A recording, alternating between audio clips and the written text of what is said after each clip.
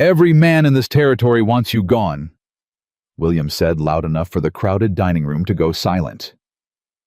They've been telling me you're nobody, that you came from nothing, that choosing you makes me look like a fool.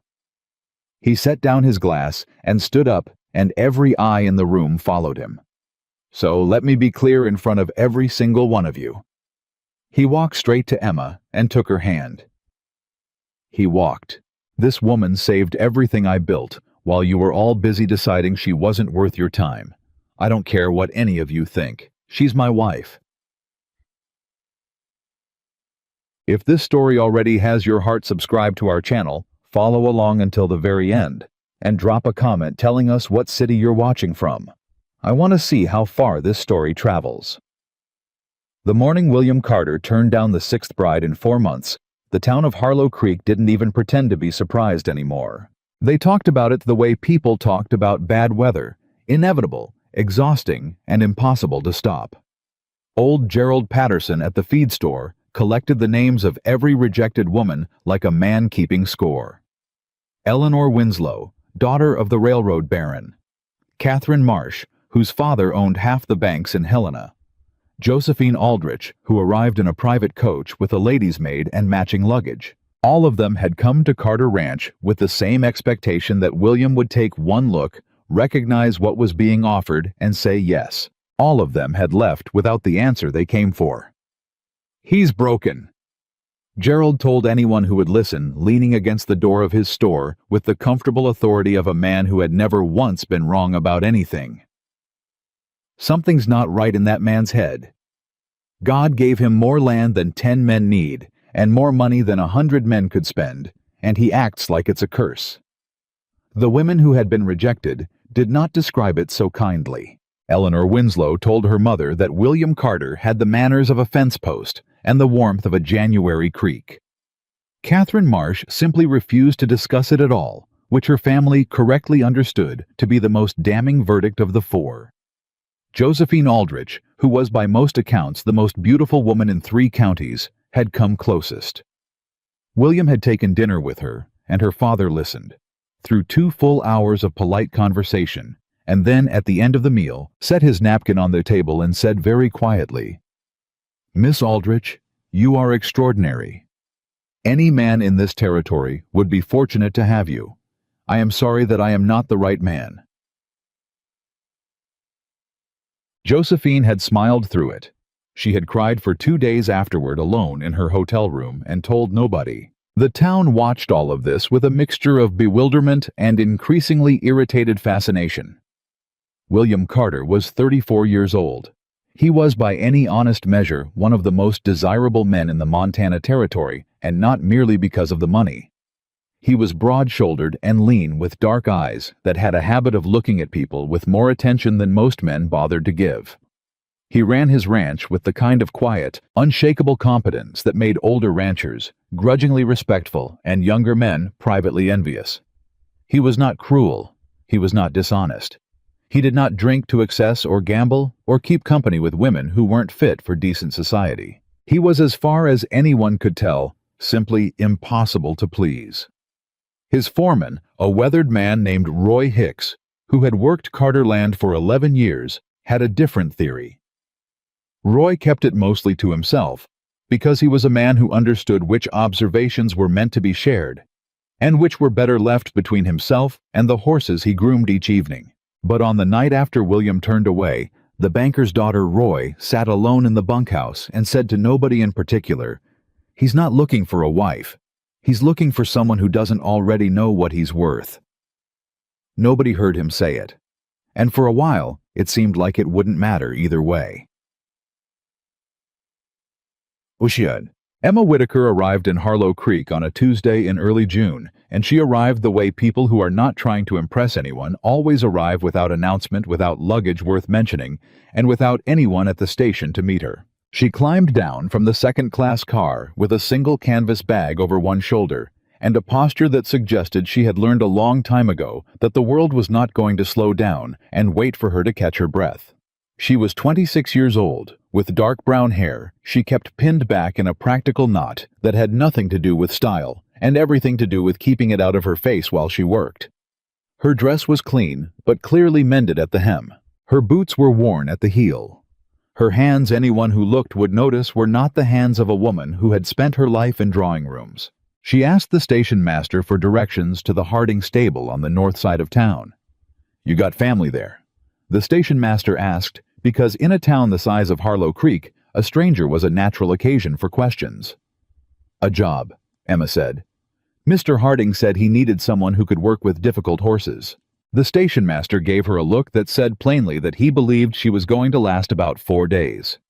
"Harding's got a stallion nobody can handle," he said. 3 ranch hands already quit over that animal."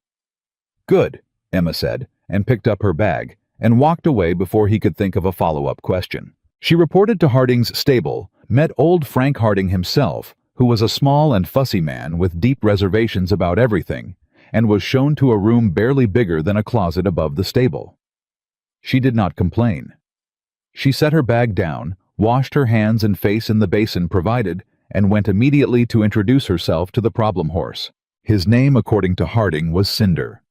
He was a 6-year-old black stallion with a scar running along his left flank and eyes that had a flat, suspicious quality that experienced horsemen recognized as the specific look of an animal that had learned that humans were dangerous.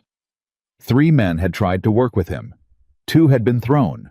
1 had needed his arm set by the doctor. Emma stood outside Cinder's stall for nearly 20 minutes without doing anything at all.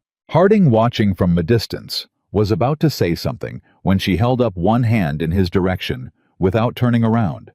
The gesture was perfectly calm and absolutely clear. "Stay back and be quiet." He stayed back. He was quiet. He watched Emma Whittaker begin the slow, patient, entirely unremarkable process of convincing a frightened horse that she was not a threat, and he thought despite himself that he had never seen anyone do it quite like that. No rope tricks, no loud commands. She just stood there, breathing steadily, waiting. And after a while the horse came to the edge of the stall and looked at her. "There you are," Emma said so quietly, Harding almost missed it. "I see you." William Carter did not meet Emma Whittaker until the 3rd day after she arrived in Harlow Creek. He had come to Harding's stable on business. There was a young mare he was considering purchasing, and Frank Harding was one of the few men in the territory whose horse judgment William trusted, which meant he tolerated Harding's company, despite finding him excessively talkative. William arrived in the late afternoon, tied his own horse at the post, and was walking toward the stable entrance when he heard a voice say sharply, and without hesitation, "Stop, don't move." He stopped. He was not accustomed to being addressed that way, and his first instinct was the particular offended surprise of a man who was rarely told what to do. But something in the voice, a focused, absolute certainty that had nothing to do with being rude, made him freeze without thinking about it. A second later, Cinder came thundering past the open stable door at a full gallop, heading for the gate at the far end of the yard. Emma came behind him at a dead run, moving with the kind of controlled urgency that was neither panic nor recklessness, but something in between. Something that said she had calculated exactly how this was going to end, and she was managing the outcome rather than chasing it. She cut left, put herself between the stallion and the gate, 3 seconds before he reached it, and did something that made William genuinely hold his breath. She simply planted her feet and faced the horse directly, arms slightly out, voice dropping to something too low for him to hear from where he stood. Cinder stopped. He was breathing hard, head high, the whites of his eyes still showing. But he stopped. Emma walked toward him, slowly closed her hand around his halter, and stood there for a moment with her forehead almost touching the horse's nose. Then she turned and led him back toward the stable, passing within 10 feet of where William stood frozen at the entrance. She glanced at him as she passed. A brief, assessing look. The kind of look that took in relevant information without making a particular event of it. Then she walked past him without breaking stride. William turned and watched her go. "That's the new hand," Frank Harding said, appearing at his elbow with the satisfied air of a man who had made a very clever hire. "Came in Tuesday. She's the only one who can touch that horse." William said nothing for a moment. He was still watching the stable door. "What's her name?" he said. "Emma Whittaker." Came from somewhere east of Billings. No family here that I know of. Harding paused. She's not... she's a good worker. Good with the animals. But she's not well. She's not what you'd call a society woman. William looked at him. Harding cleared his throat. I only meant... I know what you meant, William said. Show me the mare. He came back the next morning. Harding was not there when he arrived, which was not something William had planned, but which he found as he walked into the stable he was not particularly bothered by. He could hear Emma moving at the far end, the quiet, unhurried sounds of someone who worked in their own rhythm and did not perform their labor for an audience. He walked to where she was working, brushing down a roan gelding with the focused, even strokes of someone who had done it 10,000 times. Miss Whitaker, he said. She looked up. She did not look startled, which he noticed. Most people looked at least mildly startled when William Carter appeared unexpectedly in their vicinity. Mr. Carter, she said. You know who I am, he said. Harding told me after yesterday, she said. He seemed concerned I hadn't paid you enough respect. She went back to brushing the gelding. I apologize for the abruptness. I needed you to stay still. You don't need to apologize for that, William said. That was the right call. She glanced at him briefly, resumed brushing. I wanted to ask you something, he said. All right. The stallion, what happened to him? Emma's brush strokes slowed slightly. Not much, just enough. Somebody hurt him, she said. Deliberately. More than once, I think, and over a long enough time that he stopped trusting that any human would be any different. She paused. He's not a bad horse. He's a hurt horse. Those look similar from a distance, but they're not the same thing. William leaned against the stall frame and looked at her. How do you know the difference? He said. Emma considered the question seriously, the way a person does when they haven't been asked that particular question before, and want to give it an honest answer. A bad horse wants to hurt you, she said finally. A hurt horse wants to know if you're going to hurt him first. She looked at the gelding's flank. One's about character, the other's about history. William was quiet for a moment. That's a very specific way to think about it, he said. It's the accurate way, she said. She was not being argumentative. She was simply stating what she believed. He stayed for another hour. He asked her about the roan gelding's sore right foreleg, and she described the problem in precise and unsentimental terms, and told him what she would do about it. He asked about Cinder's feeding schedule, and she explained why she was adjusting it and what she expected to change. She answered every question the same way directly, without hedging, without looking at him to see if he approved. She did not ask him anything about himself. She did not mention his land or his ranch or his reputation. When she finished with the gelding and moved on to the next stall, she did not suggest that he leave, but she also did not suggest that he stay. She simply went back to work, and he found himself standing in the stable aisle, watching her, and realizing that he had spent the better part of an hour talking to a woman who had not once treated him like a man whose opinion particularly needed to be secured. He left. He rode back to Carter Ranch. He sat in his study for a long time. Then he told Roy Hicks to stop looking for potential wives and telling him about them. Why? Roy asked. Because Roy had known William long enough to ask. Because I've been looking in the wrong direction, William said. He went back to Harding's stable 6 times in the following 2 weeks. On the 4th visit, Emma finally asked him a question, not about his ranch or his horses or his position in the county, but about whether he had ever tried to repair a relationship with an animal that had completely shut down. She asked because she was genuinely thinking through a problem with Cinder's progress, and she wanted another perspective. She did not ask because she was trying to engage him in conversation. William answered honestly. He told her about a horse he'd had when he was 19, a gray gelding his father had given him, which had been spooked in a barn fire and hadn't let anyone near it afterward. He told her what he'd tried. He told her what had worked and what hadn't. Emma listened the way very few people listened without preparing her next statement while he was still talking. "What eventually worked?" she asked. "I stopped trying to fix it," William said. "I stopped going in with a plan, and I just sat with him. Every evening. No halter, no rope. Just sat on the floor of his stall and didn't ask him for anything." Emma nodded slowly. "How long?" 11 days before he let me touch him," William said. 18 before I could ride him again." Emma looked at Cinder's stall for a long moment. "I think it's going to take longer with this one," she said. "Probably," William said. They stood in easy silence for a moment, the kind of silence that was not uncomfortable, because neither of them felt the need to fill it. "Why do you keep coming back?" Emma said then. She was looking at Cinder, not at him. The question was direct, but not aggressive, genuinely curious, the way she asked all her questions. William thought about the honest answer before he gave it. "Because this is the most honest conversation I've had in 3 years," he said. Emma looked at him then. "That's a sad thing to say," she said. "Yes," he agreed. "It is." The town noticed, of course. Harlow Creek was not a large place, and William Carter's movements were the kind of thing people tracked with the unconscious attention they gave to weather and crop cycles, not out of malice exactly, but because he was part of the landscape of their lives, in the way that powerful men in small communities always were.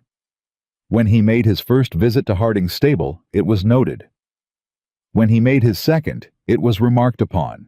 By his fourth visit, Margaret Tilley, who ran the milliner's shop next to the mercantile, and had a view of the main road that she considered one of her God-given advantages, had told at least 7 people that William Carter was spending a peculiar amount of time at the North Stable.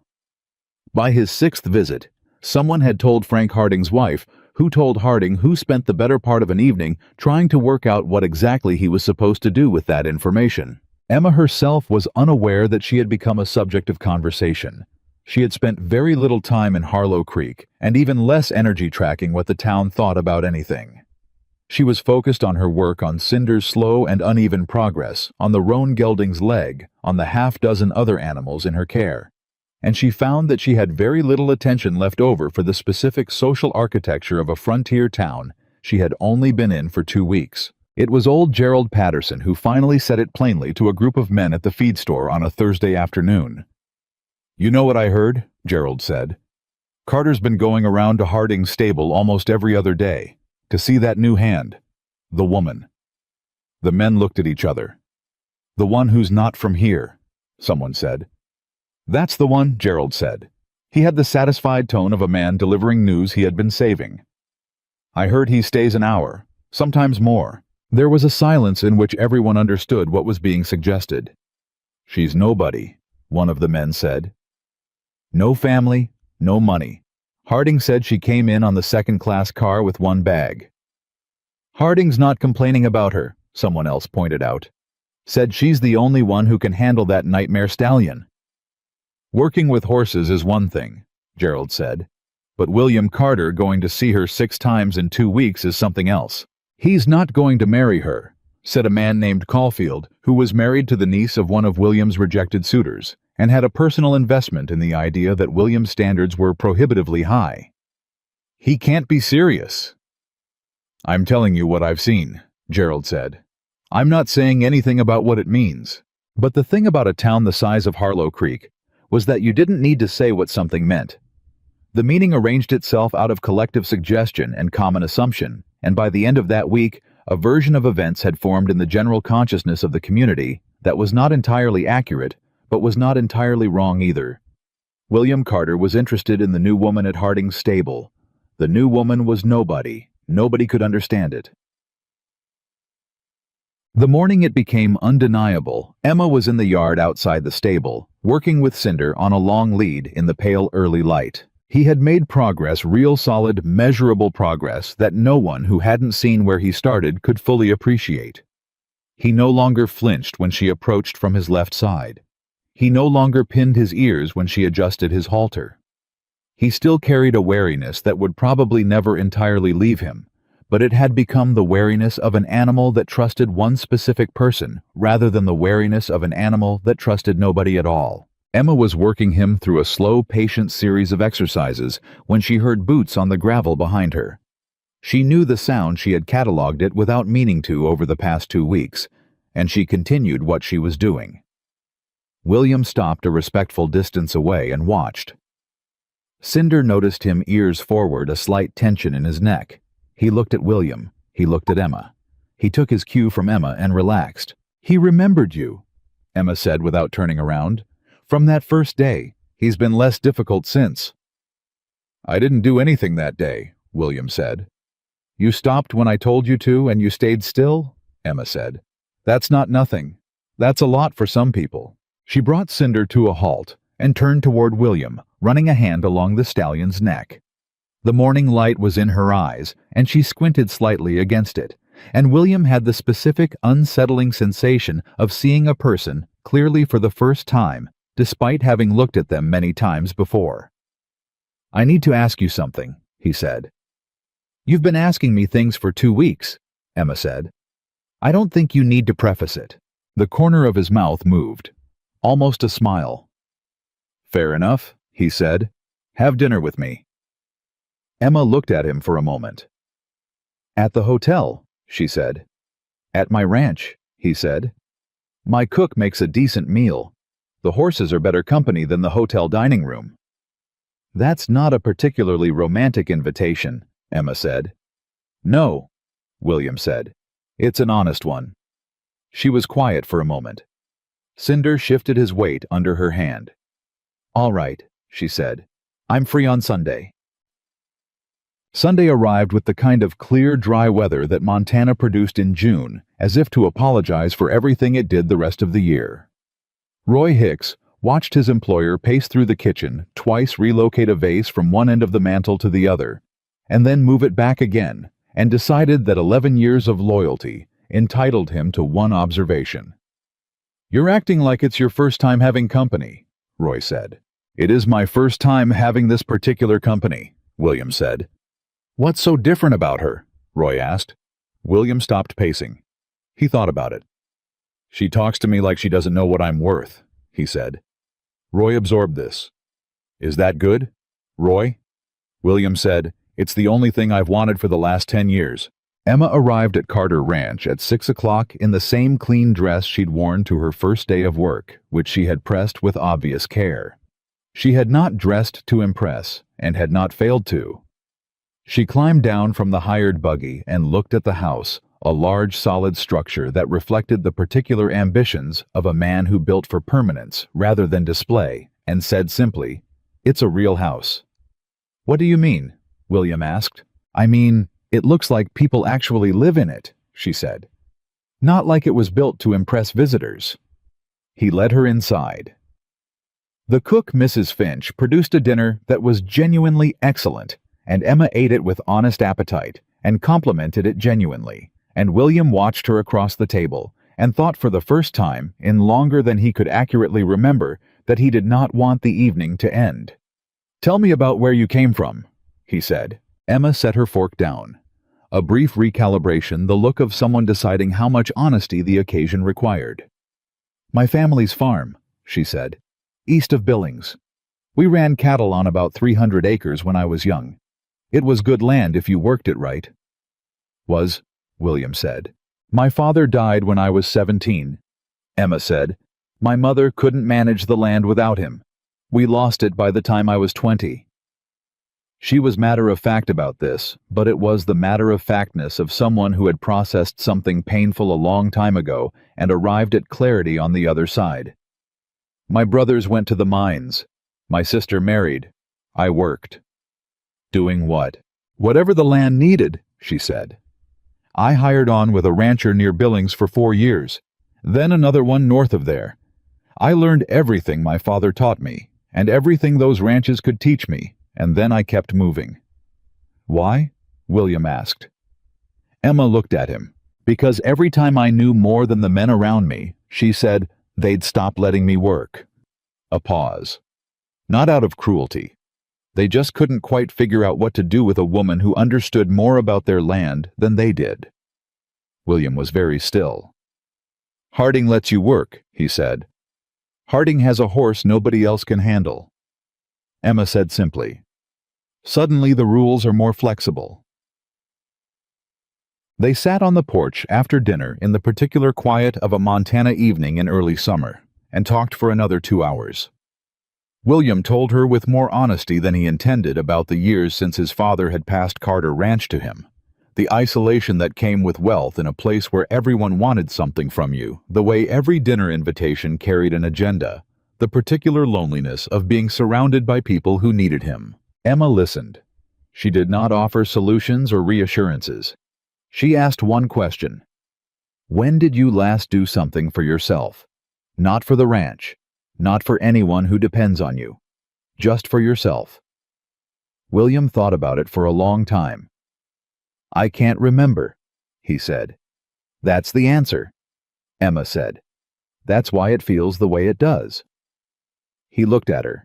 "How do you do it?" he asked. "You've had harder than most. You've been dismissed more times than any person should have to be. How do you still—" He searched for the word, persist. Emma was quiet for a moment. "My father told me something," she said. "He said the land doesn't care what you think you deserve. It only responds to what you actually do." She looked out at the darkening hills. "I decided a long time ago to live like that. Do the work. The rest of it, the opinions, the dismissals, that's just weather. You endure it and keep going."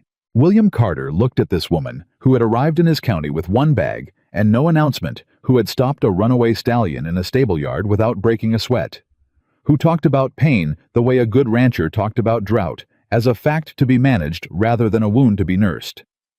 And he understood something in that moment, with a clarity that shocked him by its simplicity. He had spent 3 years turning away beautiful women because he was looking for something he couldn't name. He could name it now. He was looking for someone who would tell him the truth. He told Roy the next morning. Roy was in the middle of repairing a section of fence line and did not stop working when William began talking, which was his way of indicating he was listening carefully. "I'm going to court Emma Whitaker," William said. Roy drove a nail, said nothing. "I know what the town will say," William said. "The town will say you've lost your mind," Roy confirmed, still working. "The same town that's been waiting for you to marry somebody for 4 years. They don't actually want you to choose. They want to watch you choose wrong, so they have something to talk about." "That's—" William started. "Accurate," Roy said. William was quiet. "Do you think it's a mistake?" he asked. Roy stopped. He set down his hammer and looked at his employer with the direct assessment of a man who had watched him for a long time. "You want my honest opinion?" Roy said. "I asked for it." "She's the first woman you've brought to this property in 4 years who made you stop talking about yourself," Roy said. "That's either going to save you or finish you." He picked up his hammer again. "But it's not a mistake." Chub. The town's reaction arrived in 3 distinct waves. The first was disbelief. William Carter, who had rejected the most eligible women in 3 counties, was seriously paying court to a woman who worked at Harding's stable, had no family connections in the territory, and had arrived on a second-class train car with 1 bag. Impossible. It must be misunderstood. The second wave was mockery. Not the cruel kind exactly, more the reflexive derision of people who respond to things they don't understand by deciding those things are ridiculous. Emma Whitaker was discussed in parlors and on porches, and across fence lines, with the particular meanness that small communities sometimes reserve for people who don't fit the categories already established. "She's a stable hand," Josephine Aldrich's mother told anyone who would listen. "She mends her own dresses. She arrived with nothing. What could William Carter possibly see in her?" "He's enchanted," someone suggested. "He's confused," someone else said firmly. "He'll come to his senses," a third person offered with the confidence of someone who had never once been wrong about anything they didn't actually understand. The third wave was more complicated. It arrived slowly, carried by the people who had actually spoken to Emma Frank Harding, who was not a man given to extravagant praise, had taken to describing her as the best hand I've ever had, and I don't mean for a woman, I mean in general. The veterinarian Dr. Amos Welch had stopped by the stable to check on a horse with colic, and ended up spending an hour talking to Emma about equine digestion, and left with the faintly dazed expression of a man who had gone expecting to explain something and instead had been explained to. People who met her came away despite their intentions, slightly confused about why they had been so certain she was nobody worth knowing. Emma herself moved through all of this with what appeared to be complete unawareness, which was partly genuine, and partly the learned armor of a woman who had spent years being dismissed and had developed out of pure practical necessity the ability to let other people's opinions exist at a distance from where she actually lived. What she had not developed, and what William was beginning to understand, was one of the most essential things about her was any ability to pretend.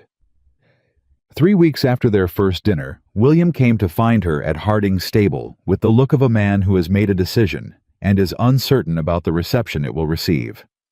Emma was examining one of the gelding's hooves when he arrived. She set the hoof down, straightened, and looked at him. "What's happened?" she said immediately. "Why do you assume something's happened?" "Because you look like a man who's been rehearsing something," she said. He had been.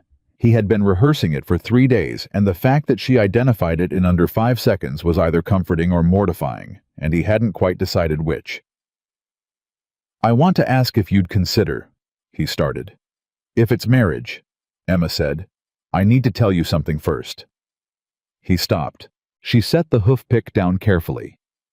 She turned to face him fully, and what he saw in her expression was not hesitation, but the seriousness of a woman who believed in saying the true thing before the comfortable thing. "I don't know how to be the kind of woman this town expects you to have," she said. "I don't know how to attend the right dinners and say the right things and wear the right dresses. I've never learned it because I've never had the chance to learn it, and I'm not entirely sure I'd want to, even if I had." She held his gaze steadily. "I know how to work. I know how to be honest. I know how to stay when things are difficult. But I won't be something I'm not for the sake of what Harlow Creek thinks a man like you should have standing next to him." But the stable was very quiet. "Is that all?" William said. Emma blinked. "That's not a small list of things," she said. "No," he agreed. "It's not." He took 2 steps forward and stopped at a respectful distance and looked at her with the directness he rarely allowed himself with anyone. "Emma, I have spent 4 years refusing women who would have been perfectly suitable by every measure anyone in this county uses. Do you want to know why?" She waited. "Because every single one of them already knew what I was worth," he said. "Before I said a word, before I showed them a single thing about who I actually am, they came with a number in their heads, and they spent the whole dinner making sure I knew they were willing to accept it." He paused. "You're the only person I have met in longer than I can accurately count who has talked to me like the money and the land were simply not relevant, like they were just details and not the whole point." Emma was quiet. "They are details," she said. "Yes," William said. "That's exactly what I mean." She looked at him for a long moment. The horse shifted in the stall behind her. Outside, a late afternoon wind moved through the yard. "You should know the town is going to be terrible about it," she said. "I know. And I'm not going to change the way I talk or the way I work because some people think a woman in your position should be more—" "Emma," he said, "I am asking you because of the way you talk and the way you work." She looked at him. "All right," she said for the second time.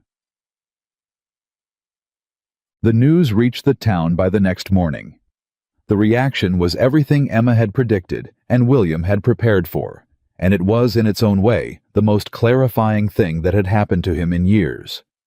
Because the people who objected most loudly, the families of the women he had refused, the men who had assumed his wealth, would eventually attach itself to someone with appropriate social credentials, revealed in their objections exactly why Emma was right, and they were wrong.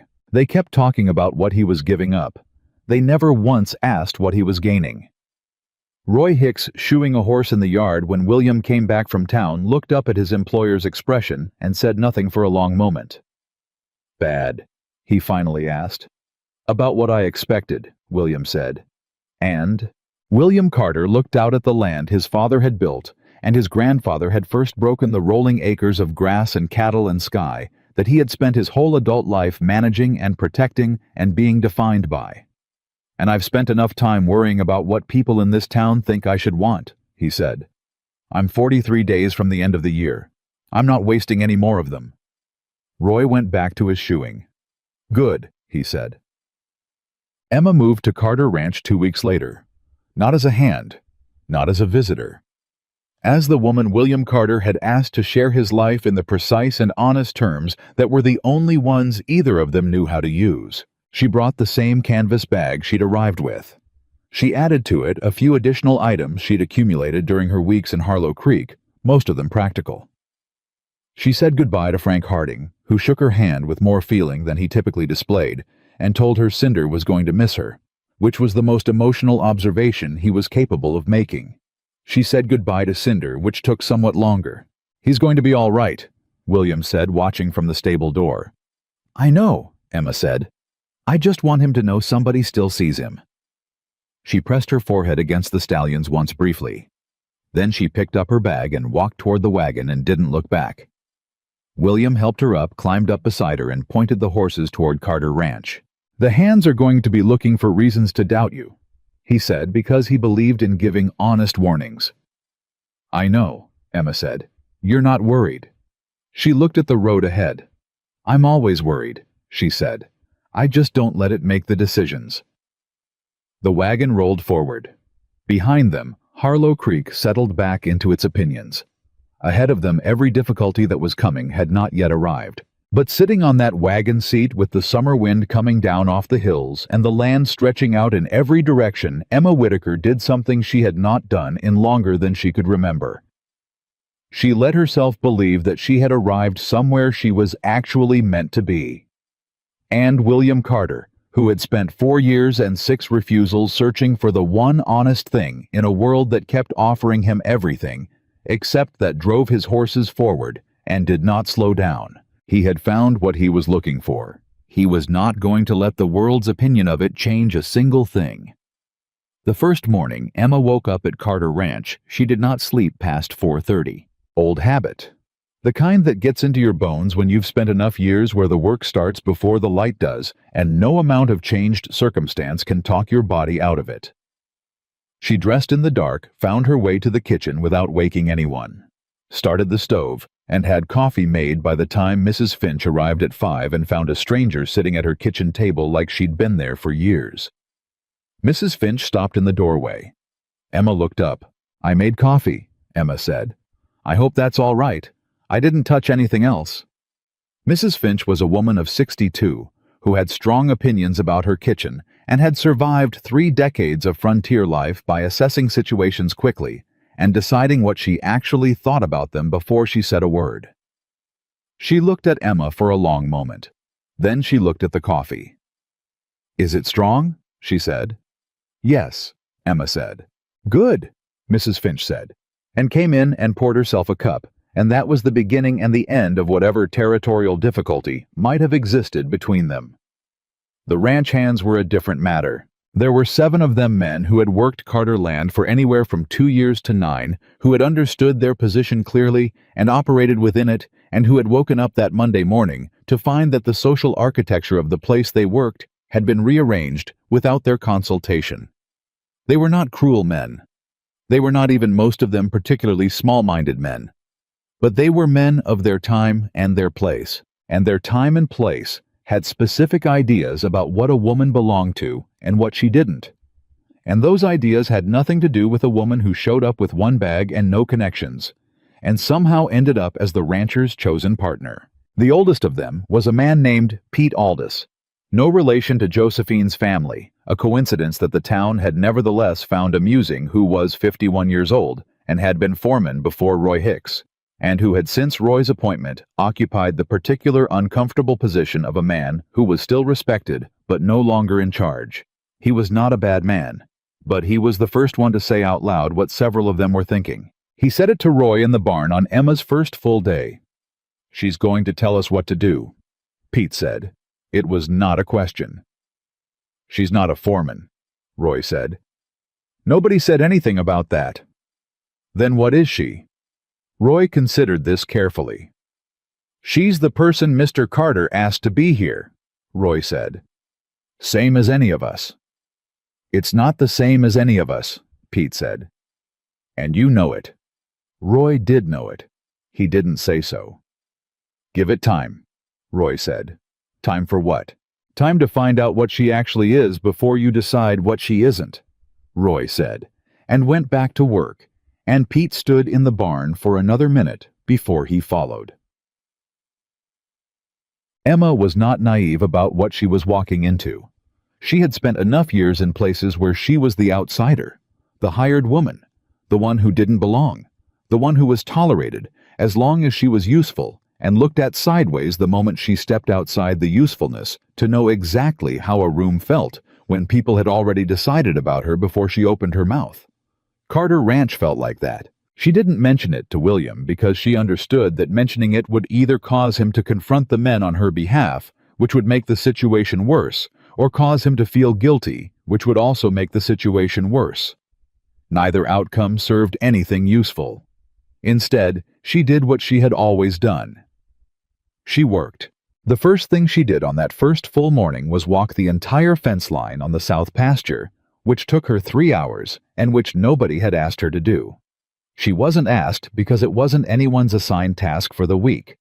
The south pasture fence was scheduled for inspection the following month.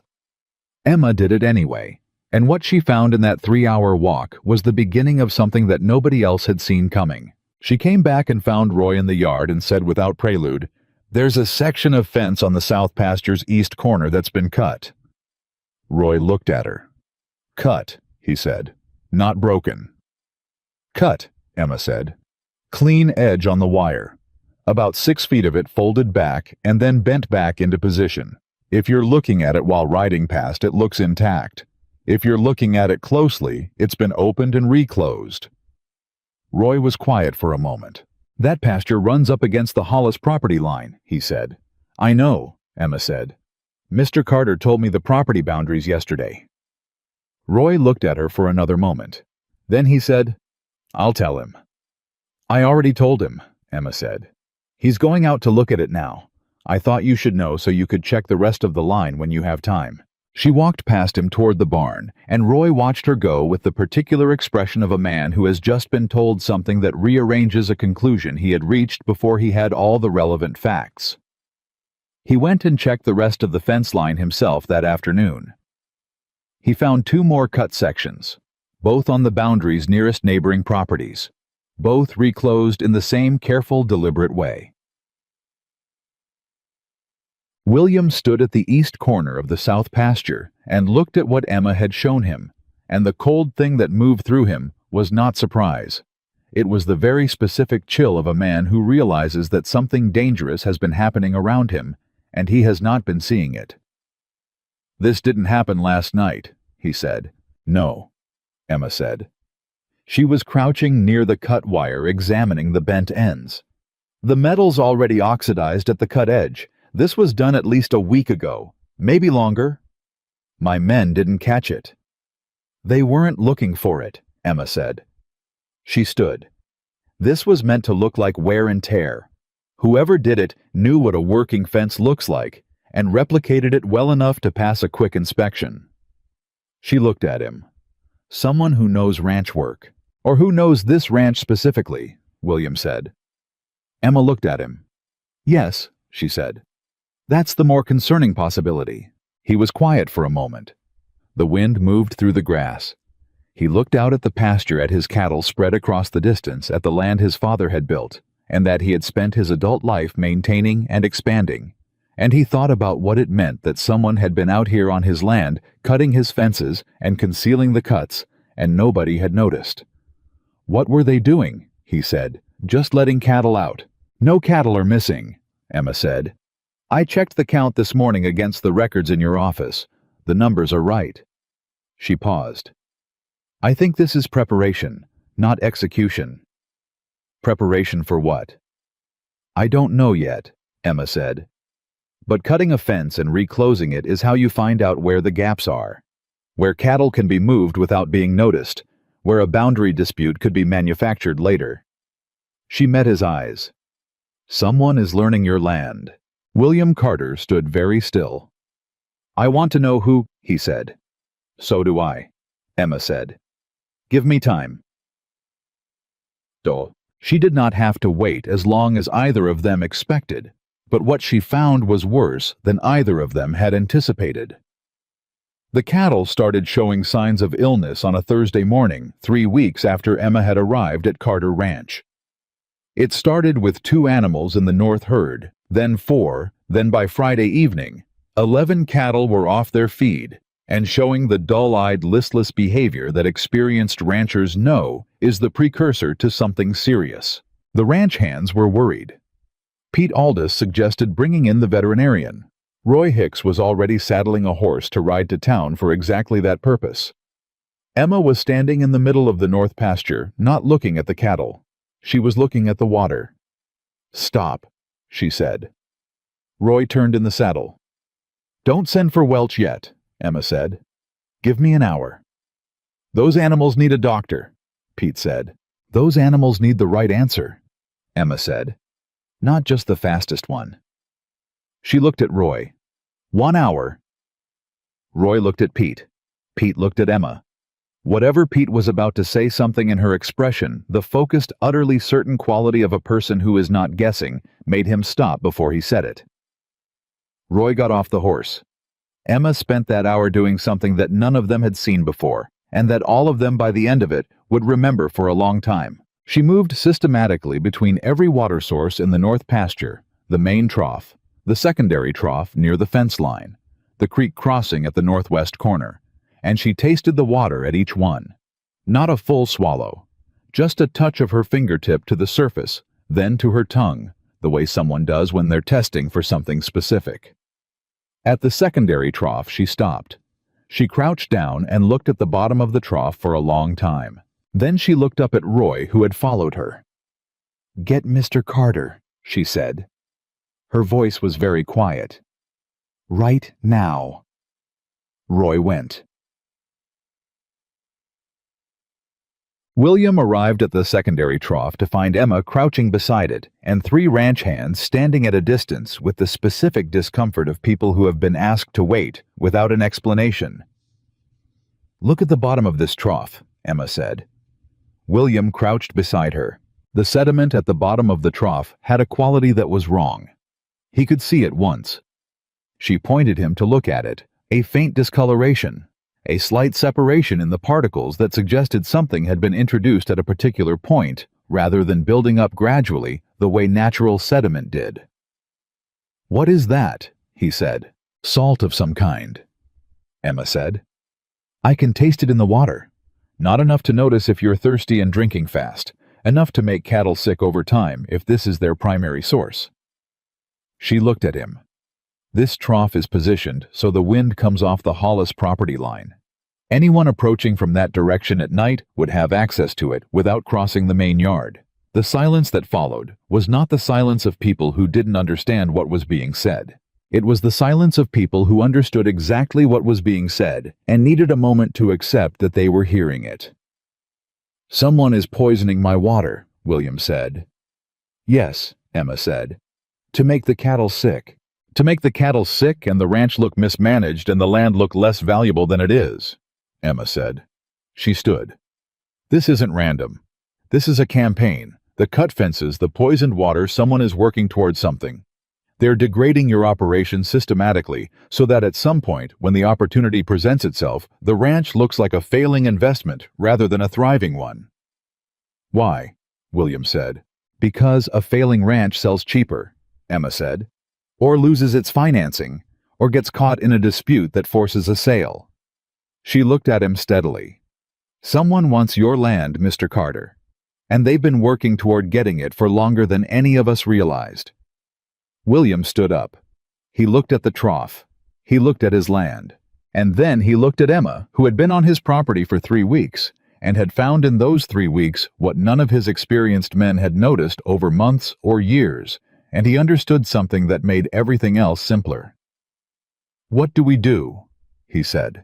"First," Emma said, "we don't let them know we've found it. We switch the north herd to the creek water and clean this trough, but we don't empty it completely. If they come back to check on their work, I want them to find it looking undisturbed." "And then," William said, "and then we find out who's been on this land," Emma said. "And we find out what they're building toward before they get there." Ed. The ranch hand's relationship with Emma shifted that evening, with the specific unannounced quality that real shifts always have, not a dramatic reversal, but a quiet reorientation. The kind where you can't identify the exact moment it happened, but you can see clearly afterward that something has changed. Pete Aldous was the most significant sign. He came to Emma in the yard after supper, while the light was still good, and stood at a distance that was respectful rather than comfortable, and said, "I want you to know that I checked the fence line on the east pasture this morning." Emma waited. "I've been checking that line twice a year for 4 years," Pete said. "I never saw anything wrong with it." "You weren't looking for something that was designed to be missed," Emma said. "That's not a failure. That's what makes it an effective approach. It's built to defeat honest inspection." Pete was quiet for a moment. "You saw it," he said. "I saw it because I was suspicious before I looked," Emma said. "You were looking because it was your regular task. Different assumptions lead to different observations." Pete looked at her. "My daughter has a horse," he said. "She's been having trouble with him, biting, trying to kick." Emma said nothing, waiting. "If you had some time," Pete said. "I don't know if it's something it's not your business to bring him by on your next day off," Emma said. "I'll take a look." Pete nodded. He didn't say thank you, which was exactly the right response, the acknowledgement they were past needing it. He turned to go. "Pete," Emma said. He stopped. "Have you noticed anything unusual on the South Road in the past couple months?" Emma said. "Tracks. Horses stopping where they don't usually stop. Anything that seemed small at the time." Pete stood very still. He turned back. "There were tracks," he said slowly. "Back in April. I thought it was from the Hollis boy he rides through sometimes. There's no reason to object to it. The road's accessible." He paused. "But the tracks stopped a ways short of where he'd normally go if he was just passing through. I noticed it. I thought it was odd, and then I forgot about it." Emma said, "Show me tomorrow morning." Pete showed her. The tracks in April had been overlaid by 2 months of weather and use, but Emma walked the area with the focused attention of someone reading a text in a language they're fluent in, and she found 3 things that Pete's eye had missed: a section of ground near the south fence line that had been compressed in the specific way that happens when someone stands and waits rather than walks through. A broken branch on a scrub pine at exactly the height of a man's shoulder if he were leaning against the tree. And a narrow channel worn between 2 rocks that was not a natural drainage line, but the kind of shallow groove that appears when a container, a bag, is regularly set on the same spot. "He's been here more than once," Emma said. "The Hollis boy," Pete said. "Or someone using his pattern," Emma said. "Using a route people already accept as normal to move around without raising questions." She straightened and looked at the fence line. "Whoever this is, they're patient, and they've been doing this for a while, months at least." She looked at Pete. "Did the Hollis family have any dealings with Mr. Carter in the last year?" she asked. "Any business, any disagreement?" Pete was quiet for a moment. "There was talk last fall," he said, "about the water rights on the creek that crosses both properties. I don't know the details. It never came to anything, I thought." "Or it went somewhere nobody announced," Emma said. She brought everything to William that evening. He sat at his desk and listened to all of it. The tracks, the standing spot, the worn groove in the rock with the expression of a man absorbing information that changes the shape of a thing he thought he understood. "You think this is about the water rights," he said. "I think it might be about everything," Emma said. "Water rights land value the boundary questions that have never been formally resolved. Whoever is behind this isn't looking for one specific outcome, they're creating conditions, creating options." She paused. "The most dangerous kind of opponent is the patient one, the one who's happy to wait for the situation to ripen." "Who benefits?" William said. From your land devaluing. From my land period, William said. If I sold or if I lost the financing or if a boundary dispute forced a division, who ends up in a stronger position? Emma looked at him. You know this territory better than I do, she said. William was quiet. He stood and walked to the window and looked out at the land in the diminishing light, and Emma watched him the way she watched everything steadily without pressure, giving him space to think. There's a man named Harlan Greaves, William said. He's been buying land in this county for 3 years, quietly, using different names and different agents so that no single purchase looks like part of a pattern. He paused. He approached me twice about Carter Ranch. First time was 18 months ago. I said no. Second time was 8 months ago, and I said no more clearly. What did he say? He said I'd change my mind eventually, William said. He said every man finds his breaking point. He turned from the window. I thought he meant financial pressure, a bad season. I didn't think... You didn't think he'd create the bad season, Emma said. No, William said. He looked at her. I need to know if it's him, he said. I know, Emma said. And we need to know it in a way that he can't deny and we can demonstrate. How? Emma was quiet for a moment. We let him think it's working, she said. We don't fix everything. We fix enough to stop the damage to the cattle. But we leave enough visible that if someone is watching, and I think someone is, they see a ranch that appears to be struggling. She looked at William.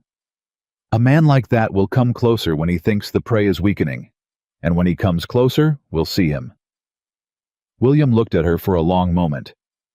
That requires patience, he said. I told you I know how to stay when things are difficult, Emma said.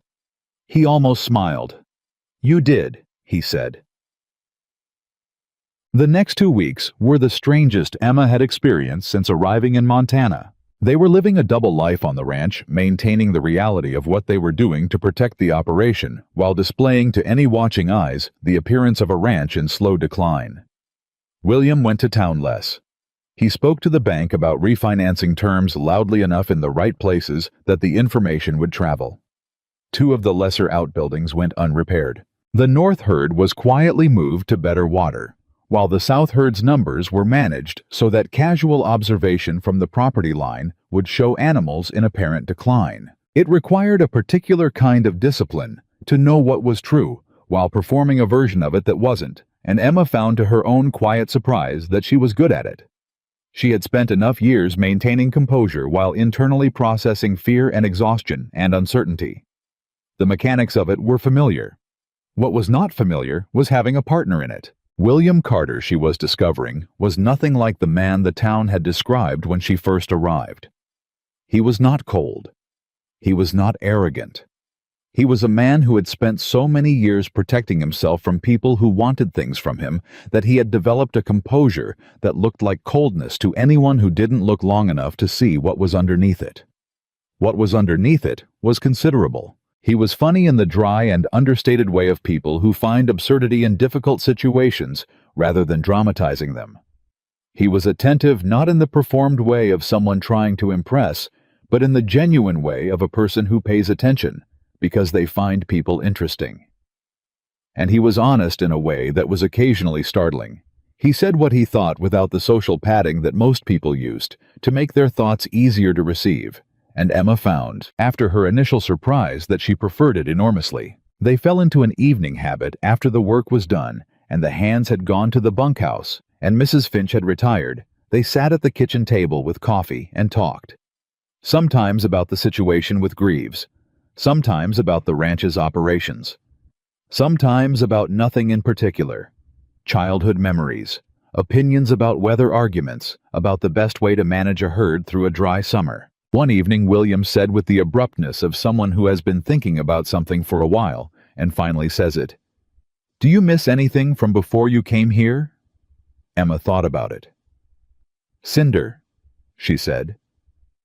William smiled. "The horse." "He was making real progress," Emma said. "I worry about what happens when I'm not there." "Harding can hire someone else." "Harding won't hire someone with the patience for it," Emma said. He'll hire someone who can manage the horse, not someone who can finish the work we started. She looked at her coffee. I know that sounds like a disproportionate concern. It doesn't, William said. It probably does, she said. To most people, a horse is a horse. To most people, William said, a ranch is just land. To me, it's everything my father built, and everything I've spent my life trying to make worth what he put into it.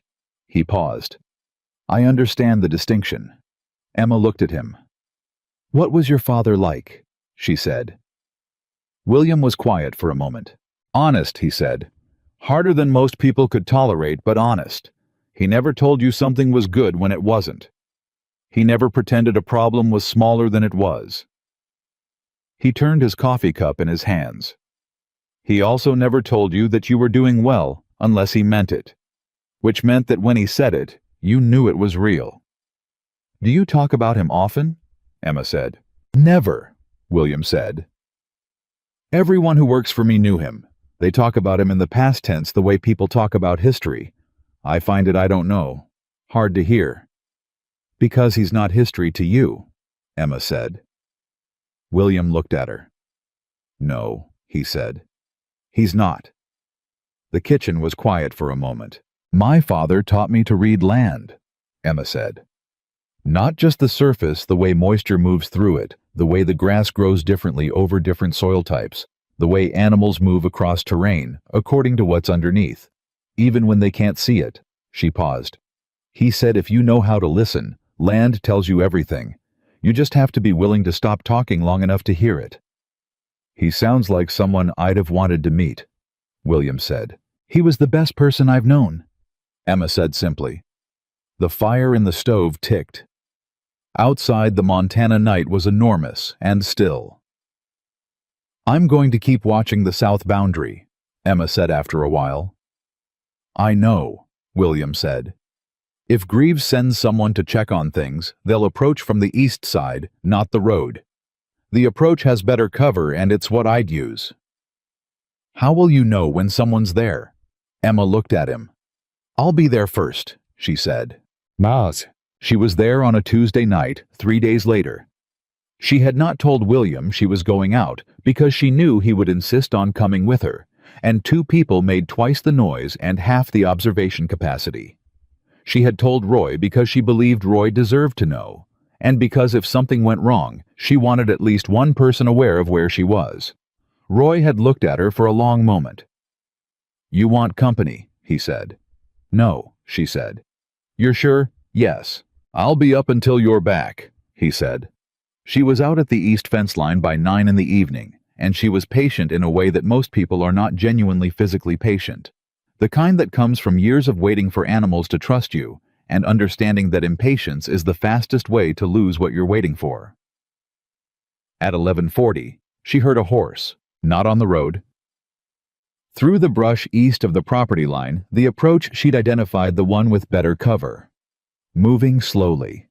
The specific, careful movement of someone who is trying to move quietly rather than someone who has a reason to move fast. A man came through the brush and dismounted at the fence line. He was not the Hollis boy. He was a large man in a dark coat, and he moved with the practiced ease of someone who had made this approach before. He went directly to the secondary trough, which had been left where Emma had specified, appearing undisturbed, and crouched beside it. Emma watched from her position in the rocks 30 feet away. The man reached into his coat and produced a small cloth bag. Emma came out of the rocks at a walk. Stop, she said. The man lurched upright and spun toward her. He was 40-some years old, heavy through the shoulders, with the startled expression of someone who has been caught doing something they were entirely confident they would not be caught doing. He stared at her, at this woman standing 10 feet away in the darkness, completely composed, looking at him with the direct and unimpressed regard of someone who expected exactly this. Who are you? He said with the belligerence of a man substituting aggression for composure. I'm the person who's been watching this spot for 3 days, Emma said. Put that bag down and don't move. He looked at her. He looked at the bag in his hand. He looked at the open land around them, calculating. You're just a woman, he said. Emma reached into her coat and produced the revolver William had insisted she carry, and that she had accepted without argument, which should have told him something. "Put it down," she said. He put it down. Behind her she heard Roy's horse coming up fast. She had left him a signal, a specific arrangement of rocks at the road intersection that would tell him to come in 30 minutes, whether she'd returned or not. The man looked at Roy, arriving. He looked at Emma. He looked at the bag on the ground beside the trough, and something in his face changed. The belligerence collapsed into something that looked very much like fear. The fear of a man who has just understood that what he was told would be simple has become something with consequences he was not prepared for. "Who sent you?" Emma said. He said nothing. "The bag you're carrying will be tested," Emma said. "The substance in it will match the sediment in this trough and the illness in the North cattle from 3 weeks ago. That is evidence of deliberate harm to livestock, which is a criminal offense in this territory." She kept her voice even. Factual. The way she described a horse's illness or a fence's damage. "We can have this conversation now with some possibility that your cooperation makes a difference to your situation, or we can have it in front of the sheriff where the bag does all the talking." A very long silence. "Greaves," the man said. "Harlan Greaves. He hired me. I don't know everything. He doesn't tell people everything. He told me to keep the water going and check the fence lines, and that's all I know." Roy dismounted behind Emma. "What's he building toward?" Emma said. "What's the final play?" "I don't know," the man said. Emma looked at him steadily. "I don't know?" he said again, and something in his voice had shifted the specific register of a man saying the true thing after having just said several false things. "He keeps that to himself. But he's been talking to someone on the county land board. Someone on the inside. That's all I know. I swear that's all I know." Emma looked at Roy. Roy was already thinking what she was thinking. A man on the county land board. Not just a rival trying to buy the ranch cheaply. Someone who could change the records. Someone who could manufacture a boundary dispute or a legal deficiency that forced the land into a disposition process that bypassed William Carter's ability to refuse. This was not a business negotiation. This was an attempt to take the land without William's consent, dressed up in just enough legal structure to survive a challenge in court. Emma turned and looked back at the trough, at the bag on the ground, at the cloth that held whatever compound Greaves had been using to slowly sicken the North herd. Then she looked at Roy. "Get William," she said. She handed Roy the revolver. "I'll stay with him until you're back," she said. Roy looked at her. "You're sure you're all right?" "Yes," she said. She was standing in the dark at the edge of William Carter's land, facing a man who had come here to help destroy it, and she was entirely calm. The way she was calm with Cinder. The way she was calm in any difficult situation, not because she didn't feel the fear, but because she had long ago made a decision about which side of fear she was going to live on. Roy rode for the house. Emma stood where she was steady and still, and waited. Because this was what she did. This was who she was. And the man in the dark coat looking at her across 6 feet of Montana night was beginning to understand too late, but genuinely, that whoever had told him this ranch would be easy had severely underestimated the woman standing in his way. William arrived at the south boundary at a dead gallop, and the first thing he saw when Roy's lantern swung wide was Emma standing exactly where Roy had left her revolver back in hand, the man in the dark coat sitting on the ground 10 feet away, with the deflated posture of someone who has run out of options and knows it. William dismounted before the horse fully stopped. He looked at the man on the ground. He looked at the bag beside the trough. He looked at Emma. "Are you hurt?" he said. "No," Emma said. "Did he?" "No," she said again with the quiet finality that meant the question was answered and they could move on. William looked at the man on the ground for a long moment. The man did not look up. He was staring at the dirt with the expression of someone calculating his remaining options and arriving at a very short list. "What's your name?" William said. "Cobb," the man said. "Dale Cobb." "Who do you work for?" Cobb looked up then. He looked at Emma, and whatever he saw in her expression reminded him of the conversation they'd already had and the math he'd already done. "Harlan Greaves," he said. William was very still. "Say that again," he said. "Harlan Greaves," Cobb said. "He hired me 8 months ago, paid me to keep an eye on your operation and do what you found tonight." 8 months. William absorbed that. 8 months ago was 2 months after Greaves had made his second offer on Carter Ranch and been told no more clearly than the first time. 8 months ago was the beginning of what had appeared to be a gradual run of bad luck, small things individually explicable, collectively devastating if they'd been allowed to continue. "He told you to poison my cattle," William said. "He said to introduce something to the water that would cause health problems," Cobb said. He was being precise in the way that guilty men sometimes are, as if the technical accuracy of the description creates a moral distance from the act. "He didn't say poison. He said poison," William said, and his voice had a quality that cut straight through the distinction Cobb was trying to draw. "What else?" Cobb told him what he'd told Emma. The fences, the water, the contact on the county land board. He did not know the name of the contact, which was the one piece of information that mattered most, and that Greaves had clearly been careful to protect. He knew it was someone with access to property records. He knew Greaves had met with this person at least twice. He knew that the intention at some point was to move against Carter Ranch through a legal mechanism rather than a financial one. "What legal mechanism?" William said. "He mentioned a survey," Cobb said. "A historical survey that shows different boundary lines than the current records. He said there was a discrepancy that could be used to challenge the eastern parcel." Roy made a sound that was not quite a word. William looked at him. "The eastern parcel is the water access," Roy said with the tight, controlled tone of a man delivering very bad news very carefully. "If the boundary on the eastern side gets challenged, the creek crossing is in dispute.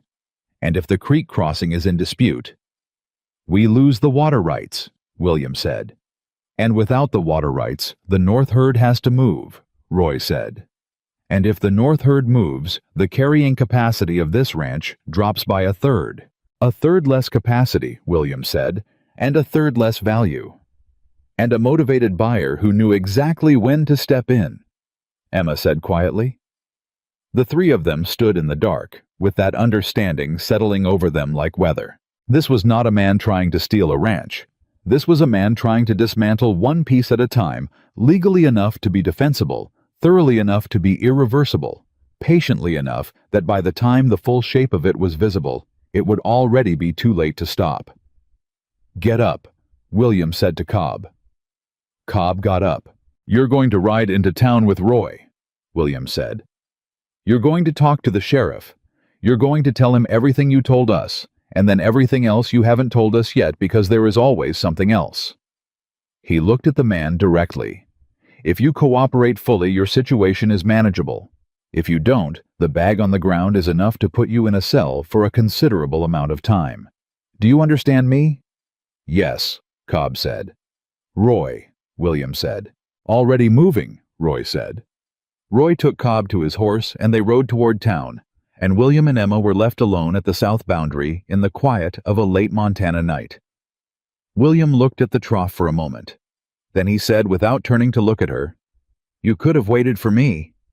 "I could have," Emma said. "But then he might not have come, and we'd still be waiting." "You went out here alone," William said. "At night, with a man who came prepared to—" "I went out here with the plan," Emma said. "And a revolver. And I left Roy a signal so someone knew where I was." She paused. "I'm not reckless. I'm just not afraid of the dark." He turned then. "There's a difference between not being afraid and not being careful," he said. "I was careful," Emma said. "Emma." "William," she said. And the way she said his name direct without apology, but not unkind, stopped him. "I have been taking care of myself in difficult situations for a long time. I don't stop knowing how to do that because I'm living in a nicer house." He looked at her. The anger in him was real, But it was the specific anger of fear that has resolved the kind that comes after not during. She could see him recognizing that. "You're right," he said. He said it without difficulty, which was one of the things she had noticed about him from the beginning.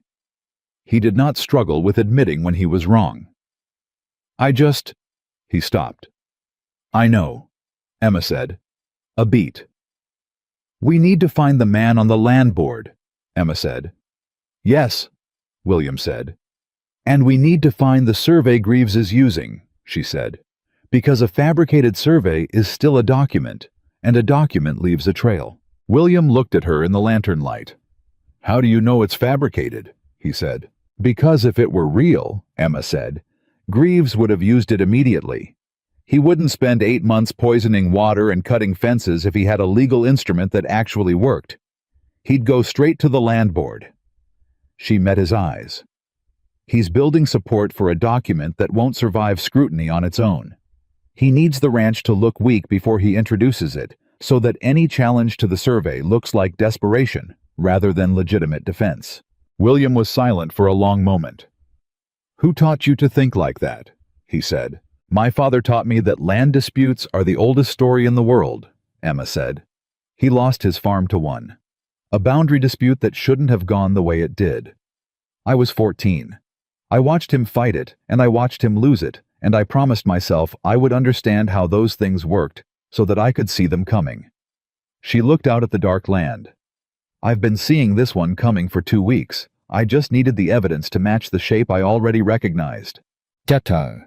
Sheriff Tom Briggs was a methodical man who had survived 20 years in frontier law enforcement by developing 2 primary habits. He listened more than he talked, and he never assumed a situation was simpler than it was. He received Roy and Cobb at the jail at midnight, sat Cobb down and spent 2 hours taking a statement that he wrote in a precise, unhurried hand.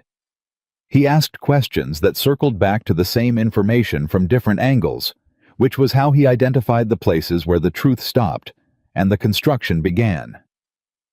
By the time he was finished, he had the outline of something serious.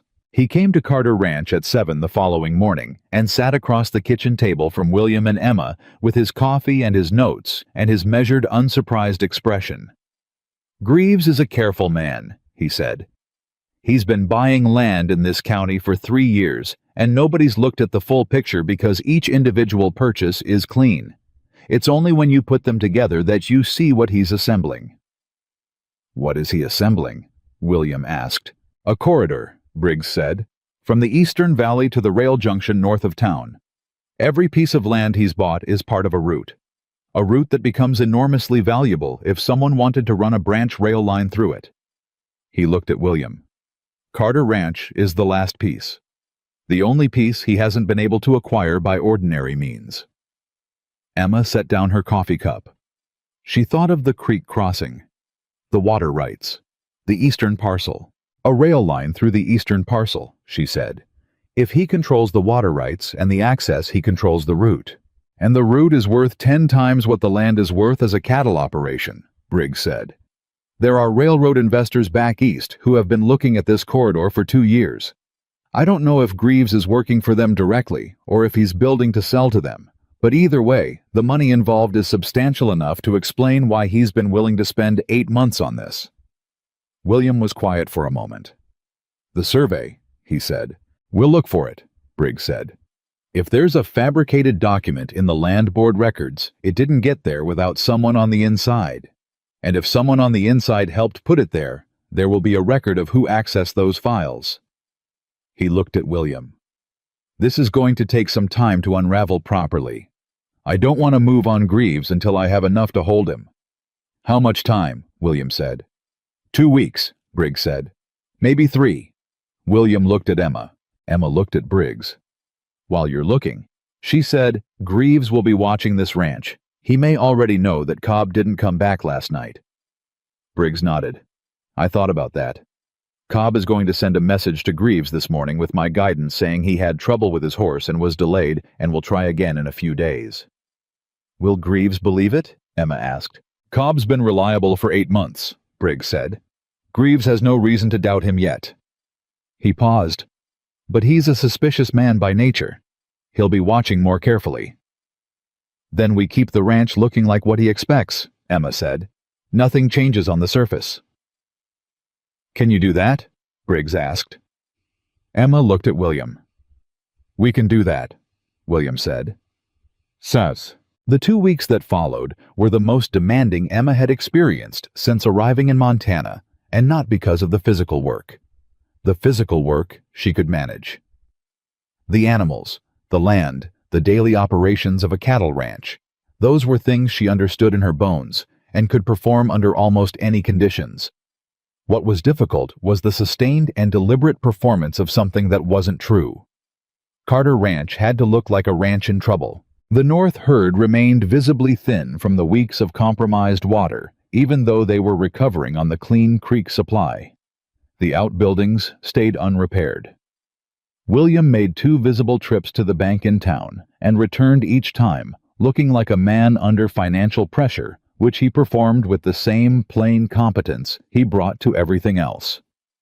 Emma stayed in the background during these town visits, not hiding, but not prominent, because a ranch hand who suddenly becomes visible is a ranch hand who calls attention to herself, and attention was the last thing they needed.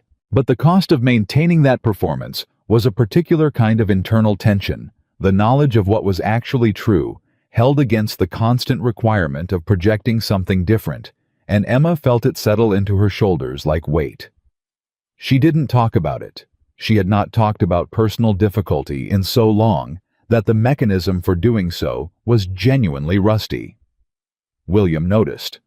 Of course he noticed. He had been paying close attention to Emma Whitaker since the first morning she stopped him from walking into Cinder's path, and he had become in the weeks since a specific and attentive student of the way she expressed things that she would not say directly. He knew that she bit the inside of her left cheek when she was holding something back. He knew that she went out to the barn alone when something was weighing on her, and she needed to work it through without an audience. He knew that she slept worse when she was worried because he could see the tiredness in her eyes in the morning even when her manner was as composed as always. He came to find her in the barn on the 9th day. She was with the horses, not working, just standing with one of the mares, one hand resting on the animal's neck. The way a person stands with something they trust when they need the comfort of a living thing that doesn't require them to be composed. He stood at the barn door for a moment. "How bad is it?" he said. Emma turned. Whatever you're working through right now," he said.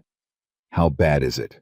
She looked at him for a moment with the expression she sometimes had, the one that appeared when he had seen something she hadn't expected him to see, and she was deciding how to respond to being understood. "It's not bad," she said. "I'm just tired." "Of what?" She was quiet for a moment. "Of performing," she said. "I've spent a lot of my life performing the thing people needed to see instead of the thing that was actually true. I thought I was done with that." She paused. "I know this is necessary. I know it's temporary. I'm tired of it in a way I wasn't expecting." William walked into the barn and leaned against the stall beside her. "Tell me something true," he said. "Right now, whatever it is." She looked at him. "I'm scared," she said. "Not of Greaves, of what happens after. If we stop him, if everything works the way Briggs thinks it will, then what? The town's already watching. They're already waiting to see how this ends, and if it ends well, some of them are going to decide it was luck, and some of them are going to decide that I engineered all of it, and some of them are just going to resent it, because it doesn't match the story they already have about who I'm supposed to be. And that matters to you," William said, not challenging, genuinely asking. Emma was quiet. "I wanted it not to," she said. "I've wanted that for a long time." "But it does." "It does," she said. "I don't know what to do with that except admit it." William looked at her. "The town decided about you before you got here," he said. "I know that because they decided about me too, and I let them. And I lived inside their decision for years before I stopped caring what the frame said and started looking at what was in it." He paused. You're the best thing that's happened to this ranch in years. Not because of what you found, or what you figured out, or what you stopped. Because of what this place feels like now that you're in it." He held her gaze. "I can't fix the town, but I can tell you that their version of who you are is wrong, and I can go on knowing that for as long as it takes them to catch up." Emma looked at him for a long moment. "That's a very specific thing to say," she said. "I told you I believe in honesty," he said. She turned back to the mare. She was quiet for a moment. "My father would have liked you," she said. "Tell me something," he said. William said. "Something you remember exactly." Emma was quiet, thinking. He said, "Water always finds the lowest point, and honest men always find the truth. Neither one takes the fastest route. Both get there in the end." She paused. "He said that when I was 10, and I'd just been cheated out of a week's wages by a man who docked my pay for work he couldn't prove I hadn't done. I was furious. I wanted to do something." She almost smiled. "He said let it go and trust the water." "Did it help?" "Not at 10, Emma said. "But I've thought about it a lot since."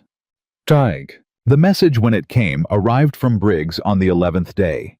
He rode out to the ranch himself, rather than sending a hand, which told William before the man dismounted that the news was significant. They gathered in William's study. William, Emma, Roy, and Briggs told them what he had found. The man on the county land board was a clerk named Arthur Finney, who had worked in the records office for 6 years, and who had in the past 8 months received 2 cash payments totaling $340 from an account that traced back to a property holding company that was one of the names Greaves used for quiet acquisitions. In exchange, Finney had introduced into the official land records a resurvey document dated 1869, predating the current boundary records, which showed the eastern parcel of Carter Ranch as contested territory with an unresolved historical claim. "The document is fabricated," Briggs said. "We found the original 1869 survey in the Territorial Archive in Helena. It matches the current records. Whoever created the false document copied the formatting and the surveyor's signature but altered the boundary lines." "Can you prove the alteration?" Emma asked. "The paper stock is wrong," Briggs said. "The paper used in the fake document was not manufactured until 1878 at the earliest. We're waiting on confirmation from a paper expert in Helena, but the preliminary assessment is clear." "So the document fails on the physical evidence alone," William said. "It fails completely," Briggs said. "But it was good enough to sit in the records unquestioned if nobody looked for the seam." He looked at William. Greaves was waiting for the right moment to invoke it. A moment when the ranch appeared financially compromised, the owner was distracted, and a quick legal challenge looked like it had merit before anyone had time to examine the document closely. "He was waiting for the ranch to look weak enough that my response would look like desperation," William said. "Yes," Briggs said. Emma leaned forward. "Who does Greaves have legal representation with?" she said. Briggs looked at her. "A man named Whitfield in Helena," he said. "Why?" "Because if Greaves has a lawyer involved, that lawyer may have seen the survey document," Emma said. "And if the lawyer has seen it, he has a professional obligation that overrides his client relationship if the document is fraudulent." She looked at Briggs. "Have you contacted him?" Briggs was quiet for a moment. "I was going to approach Greaves first," he said. "Approach the lawyer first," Emma said. "If he knows the document is false and was brought in to use it legally, he's already in a compromised position and he knows it. He's going to cooperate faster than Greaves will, and he'll know more about the full structure of what Greaves is doing." Briggs looked at William. William looked at Emma. "She's right," he said. Briggs folded his notes and stood. "I'll ride to Helena tomorrow," he said. After he left, Roy exhaled a long, slow breath. "It's almost over," Roy said. "Not yet," Emma said. Roy looked at her. "What's missing?" he said. "We know what Greaves did," Emma said. "We don't know yet that he knows we know." She looked at William. "A man like that, a patient man, a careful man, the moment he suspects the ground has shifted, he'll move. He'll destroy what he can, relocate what he can't, and put as much legal distance between himself and Cobb as possible. She paused. We have to move before he realizes we have the survey. How do we know when he'll realize? Roy said. Emma was already thinking through it. Cobb's last contact with him was 3 days ago, she said. He's expecting another check-in, and when it doesn't come, he'll start to wonder.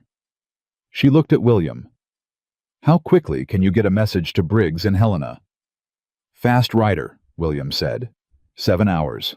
Send one tonight, Emma said. Tell him not to wait on the lawyer. Go to Greaves directly first thing tomorrow morning with what he has.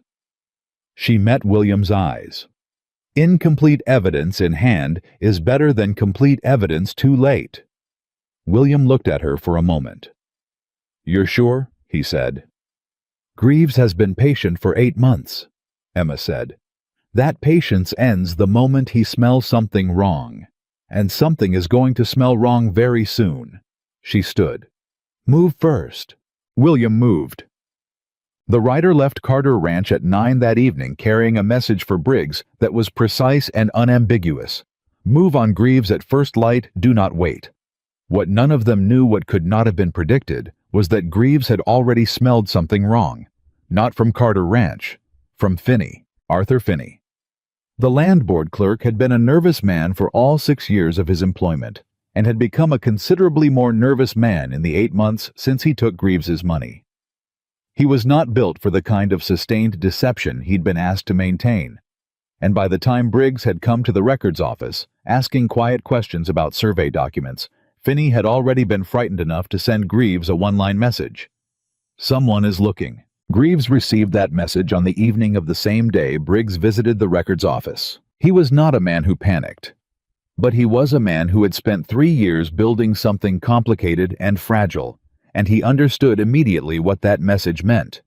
He sent Finney a message telling him to say nothing, do nothing, and wait. Then he sat in his office in Helena and thought through his position with the cold, systematic attention of a man who has planned for adversity even while hoping it wouldn't arrive. He had planned for adversity. He began executing that plan at midnight. The first thing that went wrong was the message from Finney.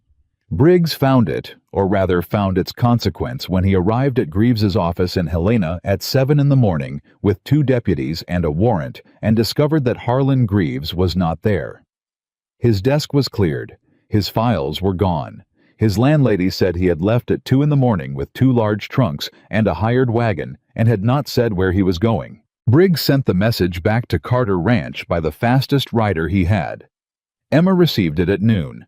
She read it once, set it on the kitchen table, and was already thinking before William finished reading it over her shoulder. He's running, William said. He's reorganizing, Emma said. Running is what you do when you have nothing to work with. He still has assets. He still has the legal structure he's built. She looked up. The question is where he goes when his Helena position is compromised. He'll go somewhere he has another foothold, Roy said. He has the land corridor, Emma said. Every piece of land he's acquired is still in his name or his holding company's names. He can't move those. He can only change where he's operating from. She thought for a moment.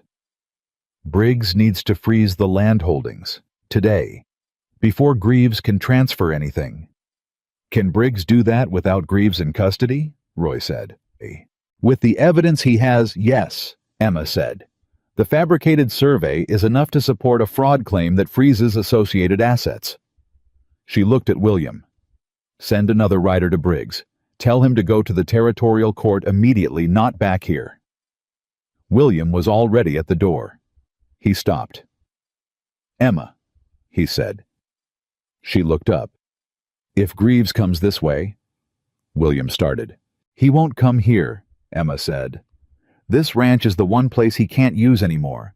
His whole strategy depended on us not knowing. The moment we know, Carter Ranch becomes a liability for him, not an asset. But if he does, William said. Emma looked at him steadily. Then we deal with it, she said. Same as everything else. He went to send the rider.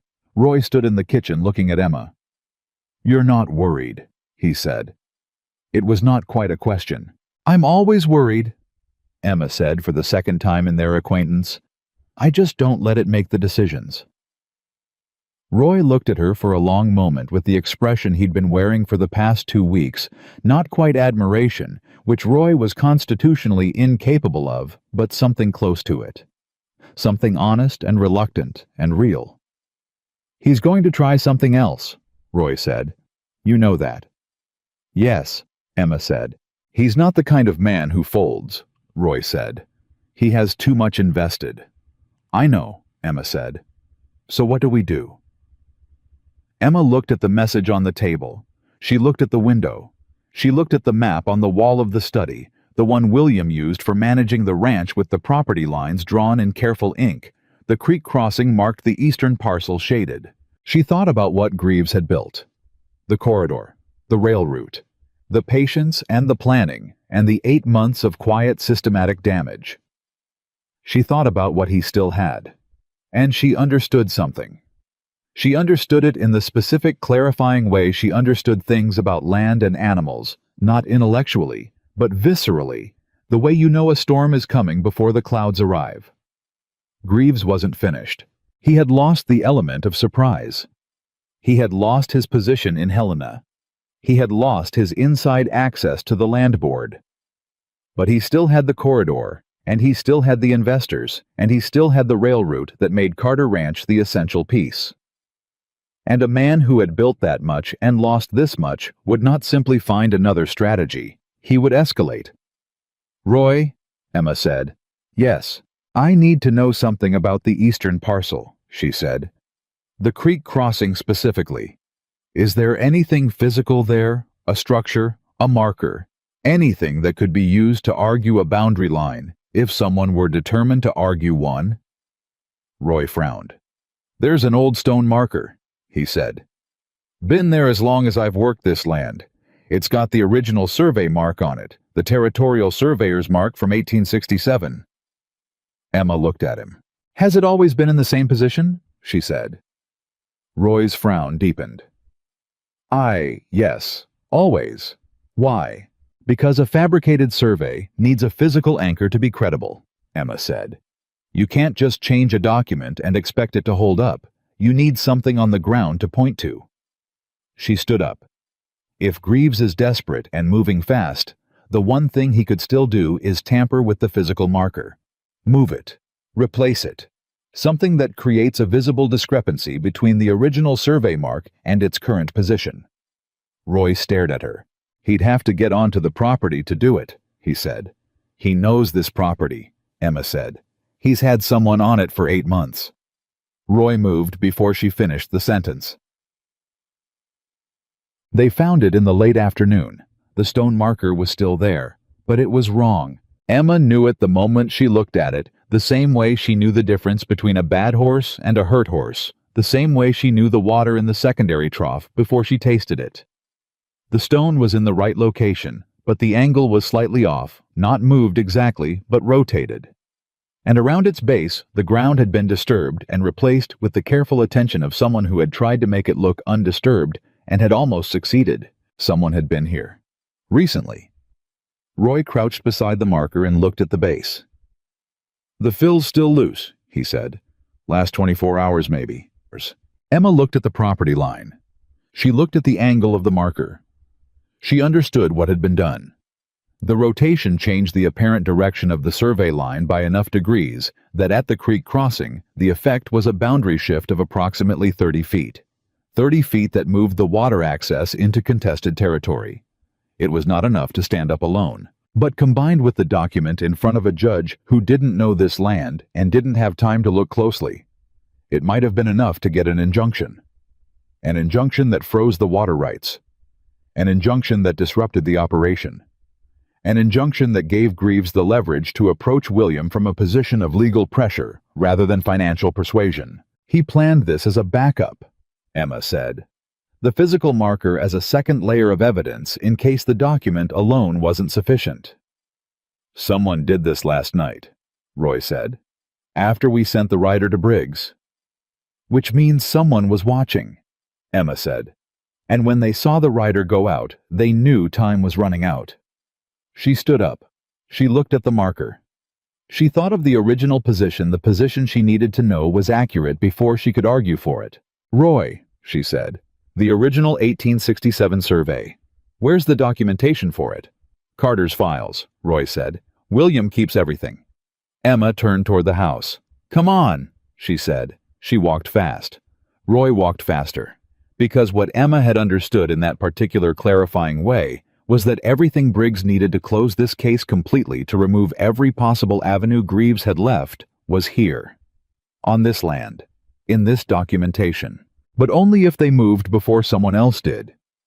And somewhere between Helena and Carter Ranch, with 2 trunks and a hired wagon, and the desperate methodical calculation of a man who had not lost yet, Harlan Greaves was moving too. The original 1867 survey documentation was in the bottom drawer of William's desk, in a leather portfolio that had belonged to his father, and that William had not opened in nearly 2 years, because the contents were not things that required regular consultation. They were foundational documents, the kind you stored carefully and hoped never to need urgently. He needed them urgently now. Emma spread them on the desk while Roy held the lantern, and William stood at her shoulder, and she went through them with the focused, unhurried attention she brought to everything that mattered. Not fast, not slow, but exactly as fast as the work required, and no faster. The original territorial surveyor's mark was documented in 3 places: the field notes, the official plat, and a secondary certification signed by the Territorial Land Commissioner in 1869. All 3 documents described the creek crossing marker's position in precise terms, degrees of arc distance from a fixed natural landmark, depth of placement in the ground. Emma read each description and compared it to what she had seen at the marker that afternoon. 14 degrees, she said. William looked at her. The marker was rotated 14 degrees clockwise from its documented position, she said. That's enough at the distance of the creek crossing to shift the apparent boundary line by 31 feet, William said. He had been calculating while she talked. 31 feet, Emma confirmed. She looked at the plat. The creek center line at the crossing is approximately 15 feet inside the original boundary. With a 31-foot shift, the crossing moves to the other side. From our property to disputed territory, Roy said. Yes, Emma said. Barely. But barely is enough for an injunction. She was quiet for a moment. We need to document the current position of the marker before anything else happens to it, she said. Tonight, if possible. Written measurements witnessed, signed, and dated. She looked at William. Do you have a surveying instrument? There's a transit in the equipment shed, William said. My father used it when he was expanding the north boundary. Does anyone here know how to use it? Roy raised one hand slightly. William looked at him. My father was a surveyor. Roy said with the specific tone of a man who rarely mentions personal history, because he has found that it seldom matters and is sometimes used against you. Before he came west, I know how to run a line. Emma looked at Roy. Get the transit, she said. We're going back to the marker. Roy was already moving. They worked by lantern light at the eastern boundary for 2 hours, and Roy Hicks proved to be, as it turned out, his father's son in the best possible way, methodical, precise, completely without ego about the work, the kind of man who takes a measurement twice and records it once, and doesn't need to be told why the accuracy matters. Emma held the lantern. William recorded. Roy ran the line. When they were finished, they had a complete field measurement of the marker's current position that could be compared directly to the 1867 documentation. The 14-degree rotation was recorded with the precision of an official survey. The disturbed soil at the marker's base was noted and described. The date and time were recorded. All 3 of them signed it. We need a witness who's not on this ranch, Emma said. Briggs, William said. Briggs is in Helena, Roy said. Emma thought. Dr. Welch, she said. He's not connected to this. He's a professional with standing in the county. And he's already met me. He won't think the request is peculiar. It's past 10 o'clock, William said. I know, Emma said. Can you ride to town? I'll go, Roy said before William could answer. He had the transit under his arm, and the particular expression of a man who has found a purpose that fits him. Doc Welch won't complain. He's delivered babies at 2 in the morning. This is simpler. He rode for town. William and Emma rode back to the house, and in the kitchen with Mrs. Finch long since gone to bed and the house quiet around them, William poured 2 cups of coffee and set one in front of Emma and sat down across the table from her, and they looked at each other in the particular exhausted way of people who have been running toward something hard for a long time and have just taken the last straight stretch before the finish. Tell me it's going to hold, William said. Emma wrapped both hands around her coffee cup. The documentation is solid, she said. The original survey, the fabricated documents paper stock, Cobb's testimony, the payments to Finney, and now the marker measurements. She paused. If Briggs gets the territorial court order to freeze the land holdings, Greaves loses every asset he's built in this corridor. He can't recover from that. That's not what I asked, William said. Emma looked at him. Tell me it's going to hold, he said again, quieter, not asking about the legal case. She understood. Yes, she said. It's going to hold. He looked at her across the table for a long moment. When all of this is over, he said slowly, I want to ask you something properly. Not in a barn, not in the middle of a crisis, not between one disaster and the next. He paused. I want to ask you properly in a quiet moment when neither of us is managing anything. Emma looked at him. All right, she said. That's your answer to everything, he said. It's a good answer, she said. It's honest and it leaves room. The corner of his mouth moved. That almost smile she had catalogued from the beginning, the one that appeared when she said something that landed in exactly the right place. Get some sleep, he said. Tomorrow's going to be complicated. She stood. She paused at the kitchen door. William, she said. He looked up. Whatever happens tomorrow, I need you to know that I have not once since I arrived here wished I'd stayed at Harding's stable, she said. I want you to know that. He held her gaze. I know, he said. Get some sleep. She did not get much sleep, not because she was afraid exactly. Fear in the acute sense had never been the thing that kept Emma awake. What kept her awake was the particular restlessness of a mind that knows something is coming and cannot fully prepare for it because the shape of it isn't yet clear. She lay in her room and thought about Greaves. She thought about what Roy had said. He's not the kind of man who folds, and she believed it. A man who had spent 3 years and considerable money building a land corridor, who had spent 8 months systematically working against a specific property, who had planned not only a primary strategy, but physical backup evidence on the ground, that was not a man who folded. That was a man who recalculated. She thought about what recalculating looked like for a man like that when his primary position had been compromised. She thought about the corridor itself, the land he had already acquired, the rail investors back east who were waiting on a completed route, the money that was already promised and would need to be either delivered or returned. A man with investors did not simply absorb a loss and move on. He faced the investors, and he faced them either with results or with someone to blame. Emma stared at the ceiling. If Greaves couldn't deliver Carter Ranch through legal means, and the fraud charges would likely destroy that avenue completely, there was only one other way to force William's hand. Not legal, not financial, personal. She was out of bed and dressed in 3 minutes. She went directly to Roy's room in the bunkhouse, knocked twice, and when Roy's voice came through the door in the specific tone of a man who sleeps light and reaches alertness fast, she said, I need to talk to you. Roy came out in 2 minutes fully dressed, in the way of men who have spent their lives in places where getting dressed in a hurry matters. What is it? He said. Where is Greaves's wagon going? Emma said. If he left Helena at midnight with 2 trunks, where does he go? Roy looked at her. 2 directions from Helena that make sense, Roy said, thinking while he talked.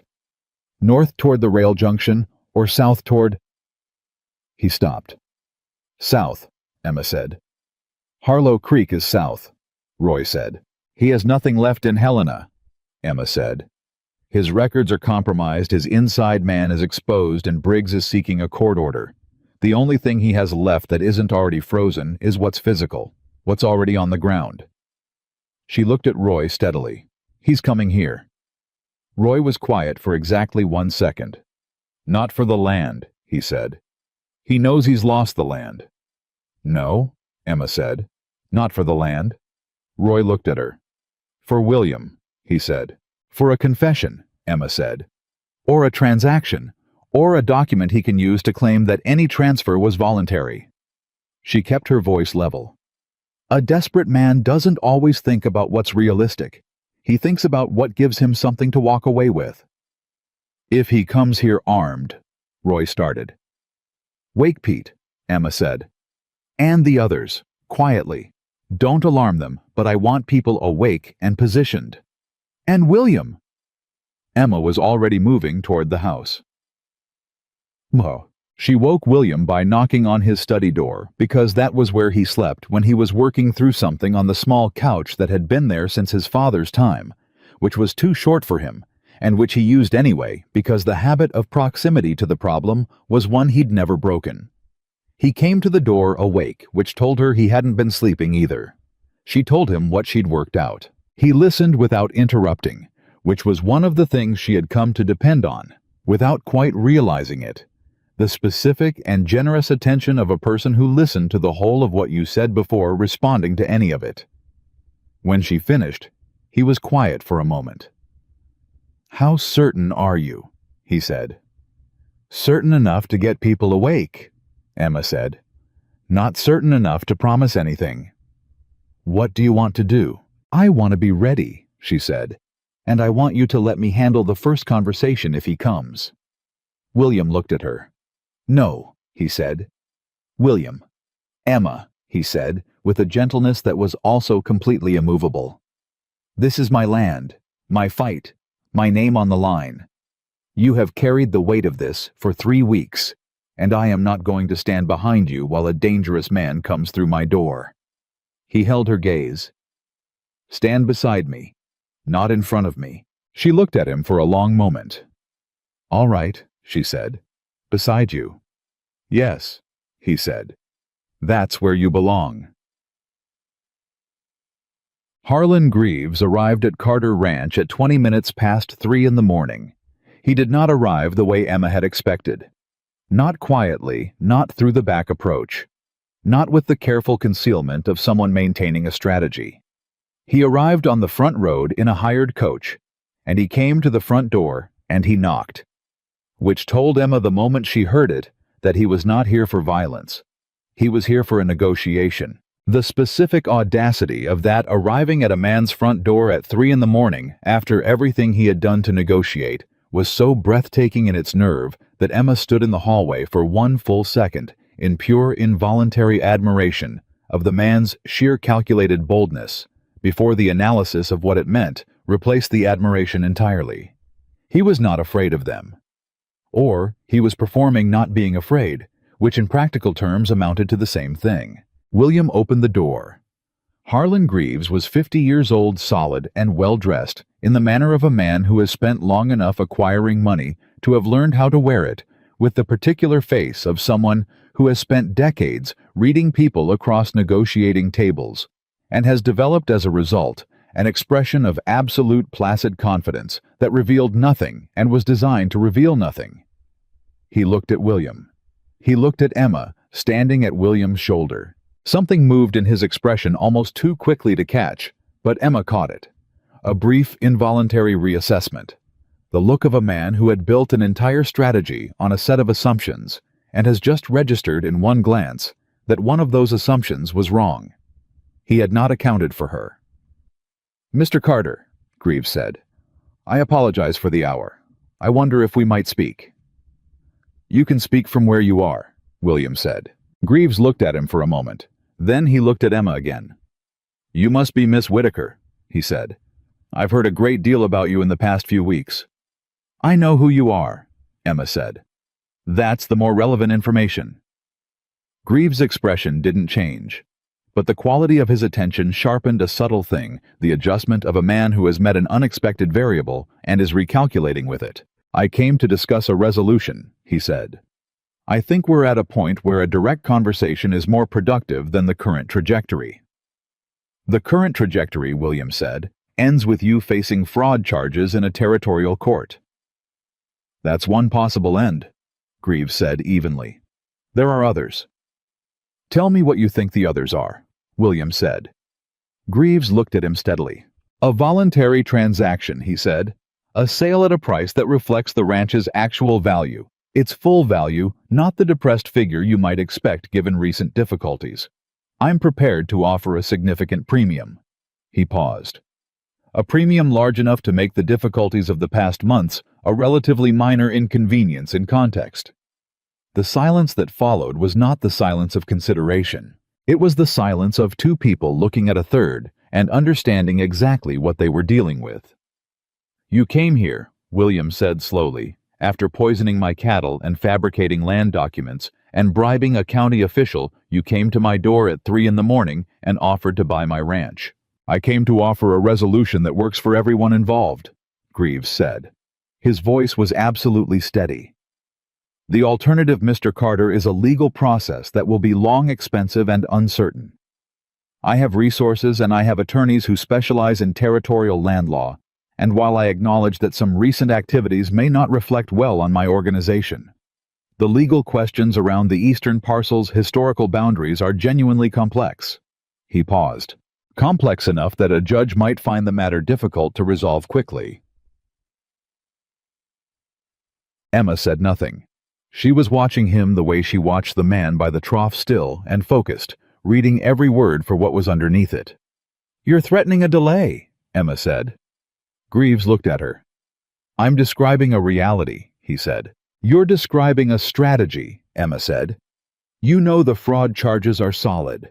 You know Finney has already talked, and Cobb has already talked, and the paper stock on your survey document will date it to after the territorial record it claims to predate.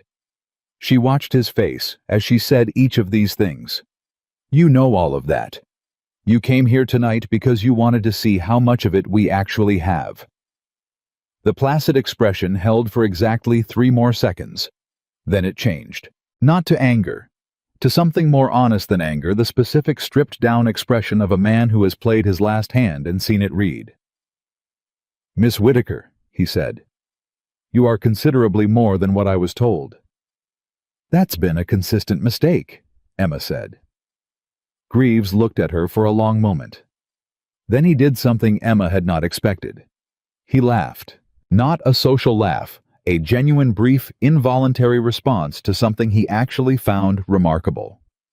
It lasted 2 seconds, and then it was gone, replaced by something quieter and more settled, the look of a man who has run a very long race and just crossed a finish line that was not the one he intended. Tell me something, he said. How long have you known?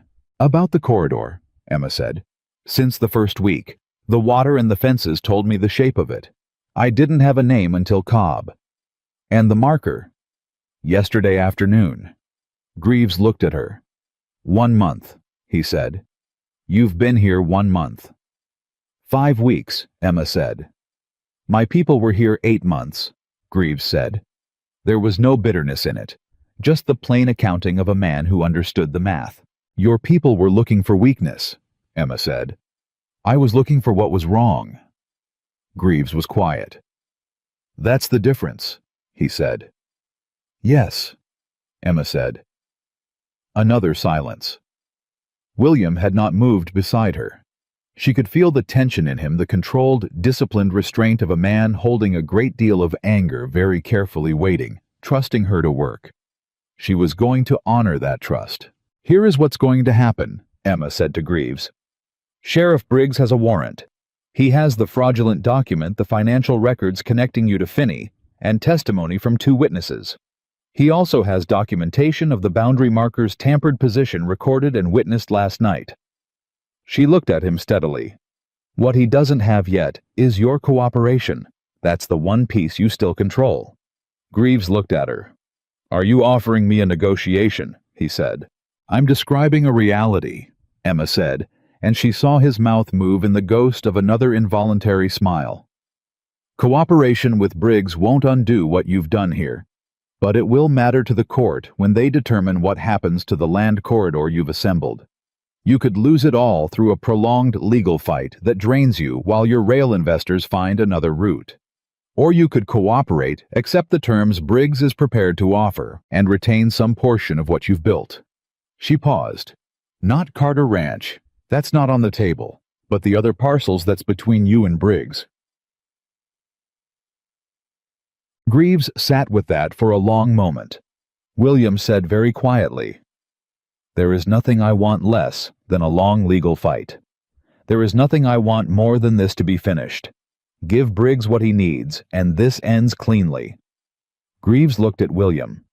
Something passed between them, the specific unspoken communication of two men who understood each other's position, precisely which was not the same as liking it. I'll talk to Briggs, Greaves said.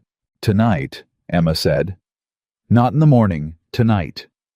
Greaves looked at her. You don't trust that I'll still be here in the morning, he said. You have a coach outside and 2 trunks, Emma said. No. Greaves stood in the doorway for one more moment. Then he said, Send for the sheriff.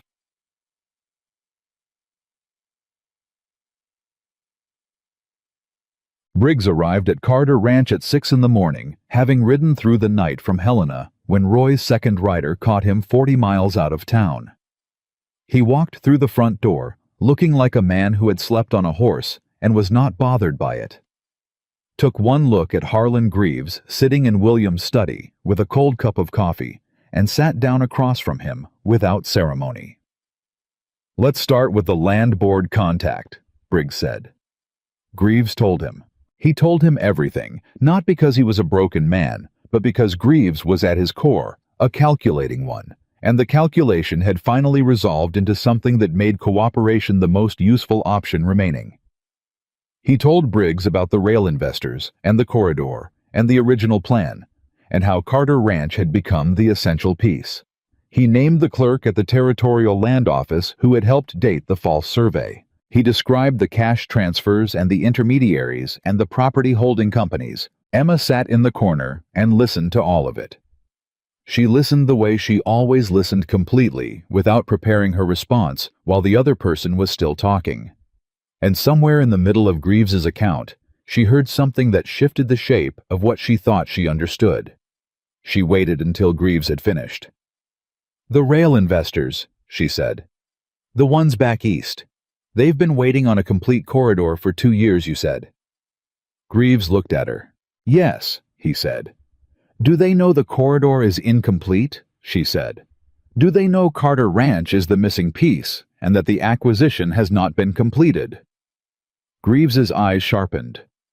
No, he said carefully. They think they own a complete corridor, Emma said. Greaves said nothing.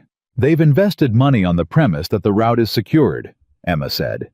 If the corridor is incomplete and it is because Carter Ranch is not theirs and will not be, then those investors have been misled about what they purchased.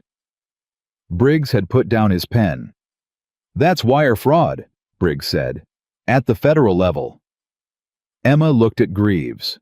Greaves looked back at her with the expression of a man who has just realized that the woman in the corner has been 3 steps ahead of him for longer than he knew, and that the negotiation he thought he was managing has just moved to a table he didn't know existed. I need to add something to my statement, Greaves said to Briggs. I thought you might, Briggs said. He picked up his pen. The process of dismantling what Greaves had built took 8 days from that morning. 8 days of meetings with Briggs, and then with a territorial attorney, and then with a federal marshal who rode up from Helena when the wire fraud element became clear. 8 days of documentation and testimony, and the careful, methodical work of people who understood how these things were supposed to be done and did them correctly. William was present for most of it. Emma was present for all of it. The ranch hands watched from a respectful distance and understood that something significant was happening and went about their work with the particular discretion of people who had been told enough to know they didn't need to know more. Pete Aldous repaired the south pasture fence himself, working with a focused care that had something personal in it, an act of restoration that was also in its way an acknowledgement. Mrs. Finch made larger meals and said nothing about why. Roy Hicks managed everything that needed managing, and at no point required guidance about what that was. On the fifth day, Briggs rode out to the ranch with a document and a specific expression, the expression of a methodical man who has completed a complex thing and is quietly satisfied with the result. He laid the document on the kitchen table. The territorial court has issued orders freezing all assets associated with Greaves's landholdings pending full investigation, he said. Finney has been charged and has entered a full cooperation agreement. The fabricated survey has been formally stricken from the record and the original survey reinstated as the governing document. He looked at William. Your eastern parcel is clear. Water rights intact, undisputed. William was quiet for a moment. And Greaves, he said. Federal charges filed yesterday, Briggs said. He won't be buying land in this territory or any other for a very long time. He looked at his document. He cooperated fully as Miss Whitaker suggested he would. It will affect his sentence. As it should, Emma said. Briggs looked at her. You handled this extremely well, he said. It was not a compliment from a man who gave them easily. From the fence line forward, the night at the trough, the marker documentation, the conversation that got Greaves to the table, all of it was well done. Emma said, I just saw what was there. Most people don't, Briggs said. He gathered his papers and shook William's hand and tipped his hat to Emma and Roy, and he walked out the front door, and the sound of his horse leaving the yard was the specific sound of the last piece of something that had been very wrong, resolving itself into something that was finally right. William stood in the kitchen and looked at the table where the document had been. Roy looked at William.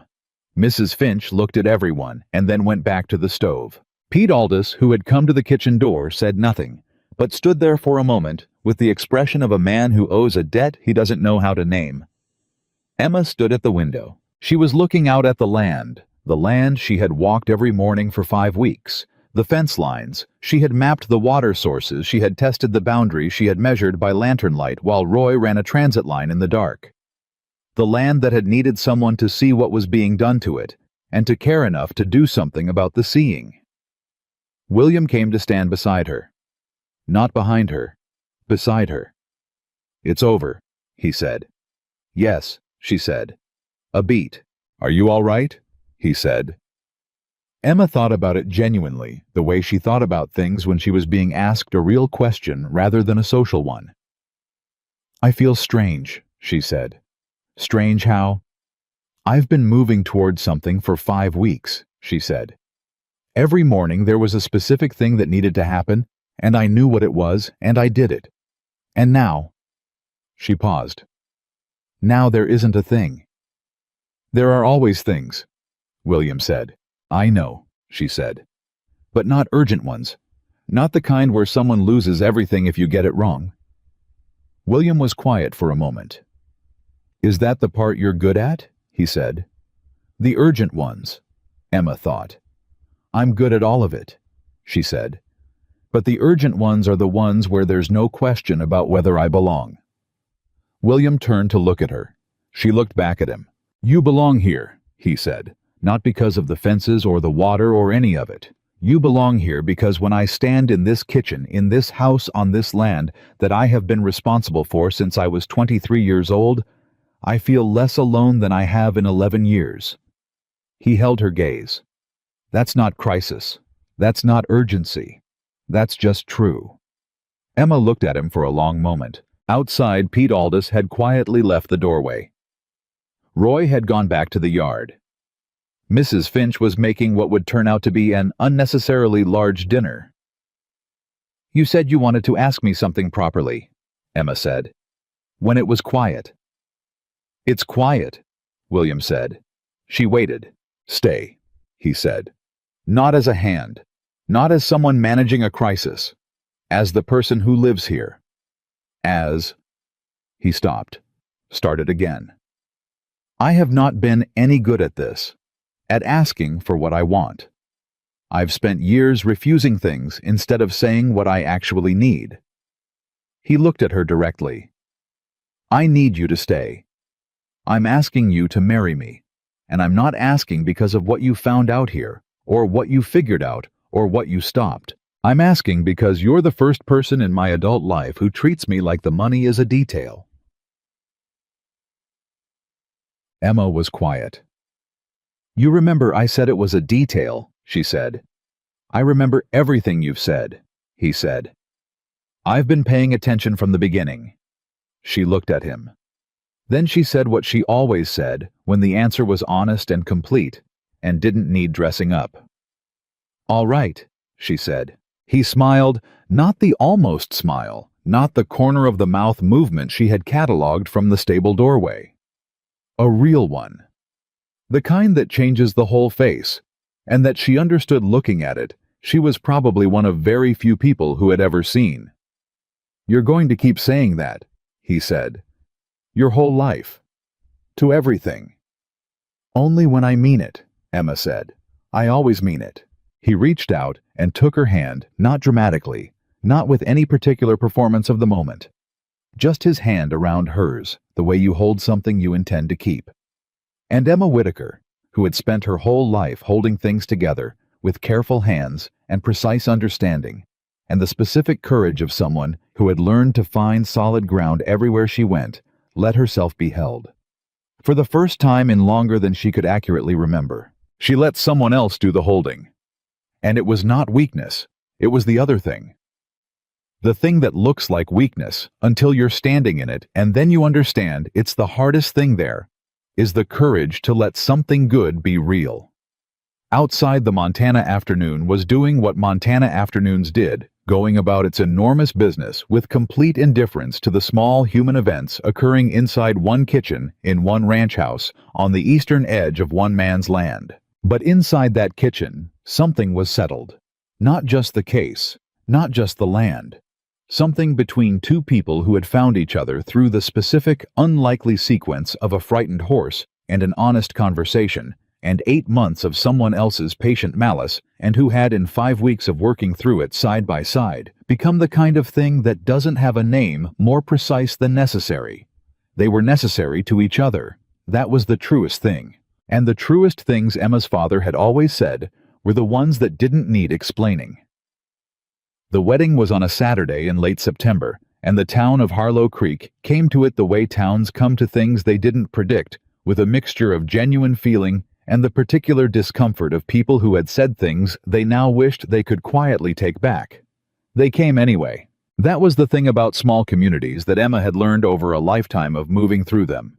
The same people who talked the loudest about why something was wrong were often the first to show up when it happened, because showing up was how they adjusted the story they told about themselves.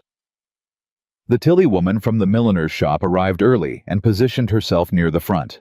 Gerald Patterson came with his wife and shook William's hand with the earnest grip of a man performing a clean slate. Even Josephine Aldrich's mother appeared at the edge of the gathering with the complicated expression of someone who had decided that grace was more useful than grievance. Emma watched all of it from inside the house through the window, while Mrs. Finch did something unnecessary to her hair, and Roy stood in the doorway looking like a man attending a military ceremony he hadn't been told the protocol for. "You nervous?" Roy asked. "No," Emma said. Roy looked at her. "I'm not," she said. "I decided a long time ago that if I ever did this, I wasn't going to be nervous about it. Nervous is for things you're not sure about." Roy was quiet for a moment. "You're sure?" he said. "Completely," Emma said. Roy nodded once, with the economy of a man for whom one nod covers a great deal of ground. "Good," he said. "He is too, in case you wondered." Emma looked out the window at William, who was standing near the front of the assembled crowd, with the specific stillness of a man who is containing something large. "I know," she said. She turned from the window. "Let's go," she said. The ceremony was performed by the circuit judge, a thin and serious man named Alderton, who had ridden 3 days to be there, and who read the words with the same careful attention he brought to legal proceedings, which Emma found entirely appropriate. William stood beside her and held her hand and looked at her the way he had looked at her from the beginning, with the specific undivided attention of someone for whom she was the most important thing in the immediate vicinity, which was still, even now, something she was learning to receive without deflecting. She looked back at him the same way. When Alderton reached the part where each of them spoke, William said the words the judge gave him, and then added without prompting in the quiet voice he used when he was saying the truest thing.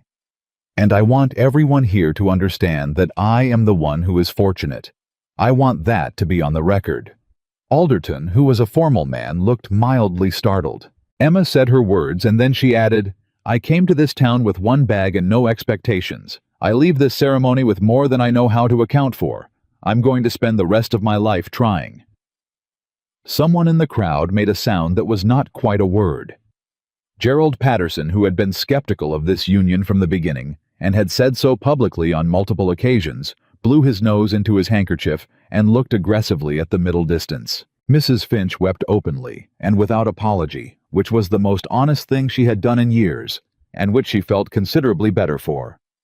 Pete Aldous stood at the back with his hat in his hands, and the expression of a man who has revised his position on something important, and is sitting with the revision. Roy Hicks stood where he had been standing, and looked at his employer, and thought about the 11 years they had worked together, and what those years had contained, and he thought that this was the best of it. Right here, this specific moment. And then he went back to watching the proceedings with his usual expression of composed attention, because Roy was not a man who lingered in sentiment when there was nothing useful to do with it. Good. The celebration that followed lasted until well past dark, and involved most of Harlow Creek eating Mrs. Finch's cooking and talking with the specific slightly elevated warmth of people who have been given permission to like something they were previously on the record as doubting. Emma moved through all of it with the ease of a woman who had learned over many years and in many different places how to be present in a room without performing for it. She talked to people, she listened to them. She answered their questions honestly, which surprised some of them and reassured all of them. And by the end of the evening, she had navigated conversations with Gerald Patterson, Josephine Aldrich's mother, and Frank Harding's wife, all three of whom had in one form or another been part of the initial chorus of doubt, and all three of whom left those conversations carrying a slightly different version of Emma Whittaker Carter than the one they'd arrived with. It was not magic. It was not performance. It was just the straightforward effect of actually listening to people, which was rarer than it should have been, and which people almost always responded to, even when they didn't consciously notice they were doing it. Josephine Aldrich's mother was the last of the three. She approached Emma near the end of the evening with the deliberate air of a woman who had made a decision and was committed to executing it regardless of the personal cost. "Mrs. Carter," she said. "Mrs. Aldrich," Emma said. A pause in which both women assessed each other honestly. "I said some unkind things," Mrs. Aldrich said. "When the news first—" She stopped, tried again. "I was wrong. About several things." Another stop. "I want you to know that." Emma looked at her. "I appreciate that," Emma said. "Genuinely." "I hope," Mrs. Aldrich started. "We're fine," Emma said simply, not dismissing the apology, just making it complete. "Thank you for coming today. It meant something to William. He's lived in this town for a long time, and the people in it matter to him, even the ones who've been difficult." Mrs. Aldrich looked at her. "You're going to be good for him," she said, with the reluctant certainty of a woman who had been wrong about something and was now being precise about what the right answer was. "We're going to be good for each other," Emma said. "That's how it's supposed to work." Doug. When the last guests had gone and Mrs. Finch had gone to bed, and the ranch was quiet in the specific way it was quiet late at night, full and settled rather than empty, William found Emma in the kitchen.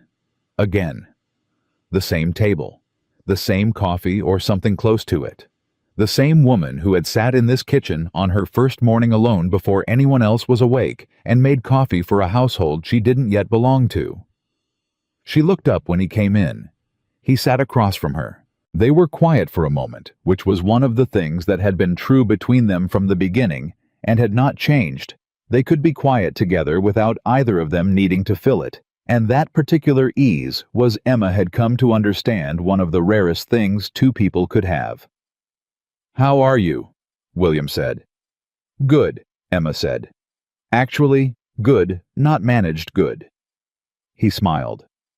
"Tell me something true," he said. It was what he'd said to her in the barn 3 weeks ago.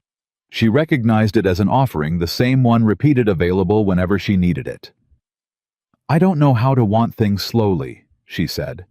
"I've always wanted things urgently, or not at all, because in my life, slow wanting usually meant the thing was gone before you finished wanting it." She looked at her hands around the cup. "I'm trying to learn how to want something that's going to stay." William was quiet for a moment. "I'll stay," he said. "I know," she said. "That's what I'm learning." He reached across the table. She put her hand in his. Outside, the Montana night was doing what it always did, enormous and patient and indifferent to the size of what happened under it. But in that kitchen, two people sat with their hands together, and the quiet truth of what they'd built, and it was enough. It was more than enough. It was the specific, unhurried fullness of people who had stopped running toward something and arrived. The first real test of what they'd built together came sooner than either of them expected, and it came from a direction nobody had anticipated. 3 weeks after the wedding, a letter arrived from the Territorial Land Commission. Emma was in the yard when William came out with it. She could tell from the way he held it, not tightly but carefully, the way you carry something whose weight you're not yet sure of, that it was not ordinary correspondence. "From the commission," he said, "about the Greaves investigation." Emma looked at the letter. "What does it say?" "They've completed the review of his land holdings in this corridor," William said. "The properties he acquired using fraudulent representations to the rail investors, they're subject to recovery proceedings." He paused. "The commission wants to know if Carter Ranch has any claims against those holdings as a damaged party." Emma was quiet for a moment. "Do we?" she said. "Legally, yes," William said. "The fraud was directed specifically at this ranch. The poisoning, the tampered marker, the fabricated survey, all of it was done against our interests. We have standing to make a claim against the assets being recovered." "How much?" Emma said. "Briggs says potentially significant," William said. "The holdings include 3 parcels of decent grazing land north of here and a building in town that Greaves was using as a business office." Emma looked at him. "You don't want to do it," she said. William was quiet. "I want this to be finished," he said. "I want the investigation to close, and the name to stop appearing in conversations, and the whole thing to stop being the story people tell about this ranch." He looked at the letter. "A claim extends the process by months. More testimony, more documentation, more time being the people who Greaves happened to." Emma said nothing. "What do you think?" he said. She thought about it the way she thought about all real questions, completely from every angle. "I think the land north of here is good land," she said. William looked at her. "I think a damaged party has a right to recover damages," she said. "And I think walking away from legitimate compensation because you're tired of the story is a different kind of decision than walking away because it isn't worth pursuing." She met his eyes. "The story is already told, William. People already know what happened here. Making a legal claim doesn't change the narrative. It just finishes it properly." "And if it takes another 6 months," he said. "Then it takes 6 months," Emma said. "We know how to work through difficulty. We've been doing it since the 2nd week I was here." He looked at her for a long moment. "You think we should file the claim," he said. "I think you should decide what's right and not let exhaustion make the decision for you," Emma said. "Those are 2 different things." William looked at the letter. He was quiet for a long time. "The north parcels," he said. "If we had that grazing land, we could expand the herd by roughly 1/3. "Yes?" Emma said. Which would make the ranch more stable, he said. Less vulnerable to a bad year. Yes, Emma said. Which was what Greaves was trying to prevent, William said. A Carter ranch stable enough and valuable enough to resist being pressured into a sale. Emma said nothing. Filing the claim, William said slowly, is the last thing he would have wanted us to do. Yes, Emma said. William looked up from the letter. File it, he said. Emma nodded once. She turned toward the house. Emma, he said. She stopped. Thank you, he said. For what? For not just telling me what to do, he said. For making me decide. She looked at him over her shoulder. You always knew what to do, she said. You just needed someone to make it safe to say it. She went inside. William stood in the yard with the letter and thought that might be the most accurate thing anyone had ever said about him, and that it had taken a woman arriving with one bag and no announcement to say it. The claim was filed in November.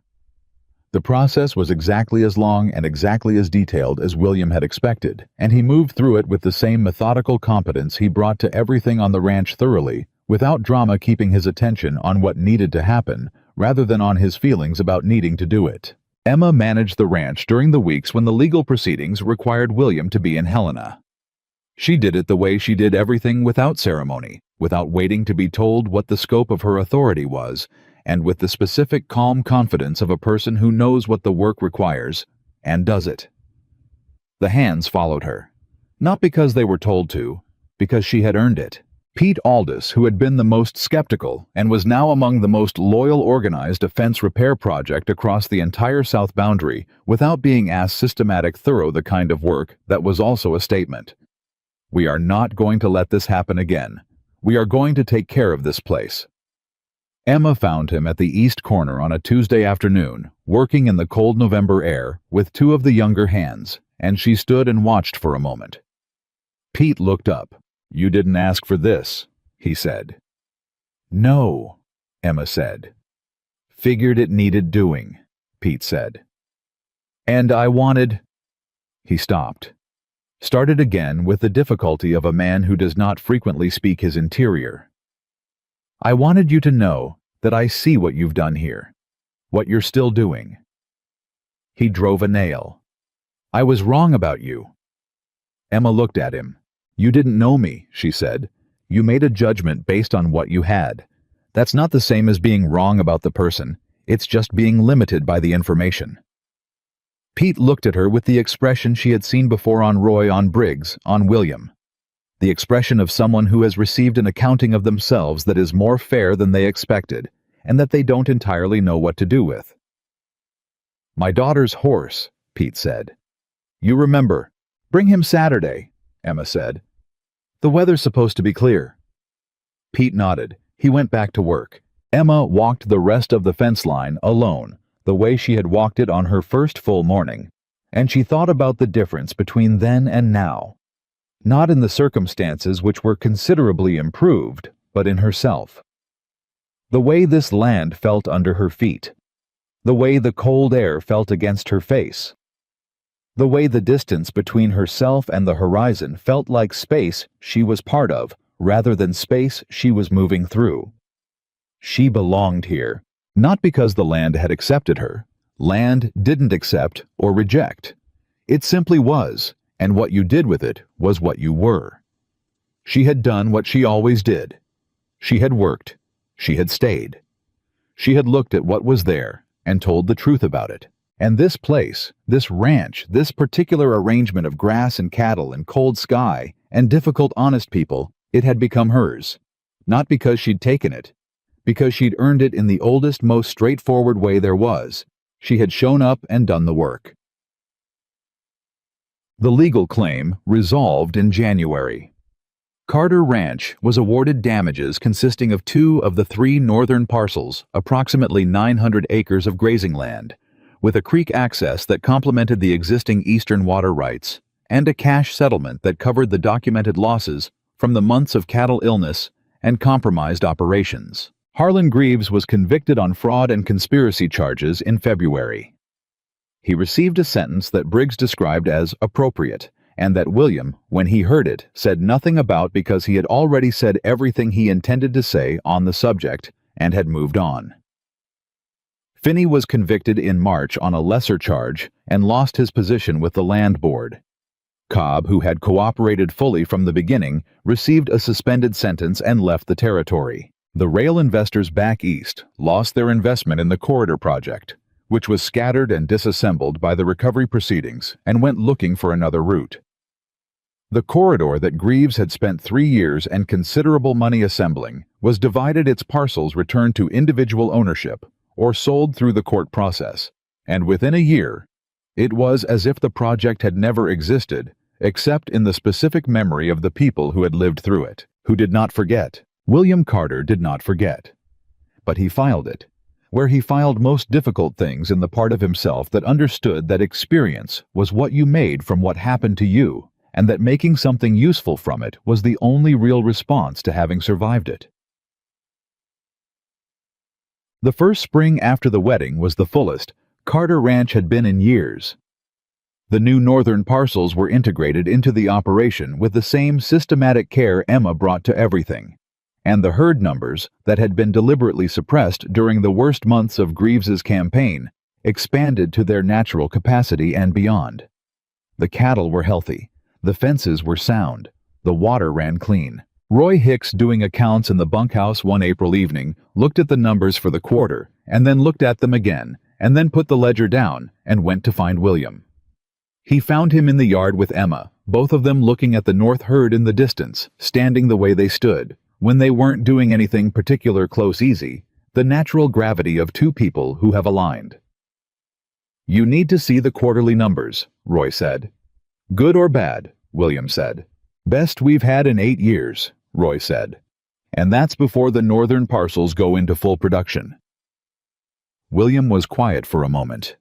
He looked at Emma. Emma was looking at the herd.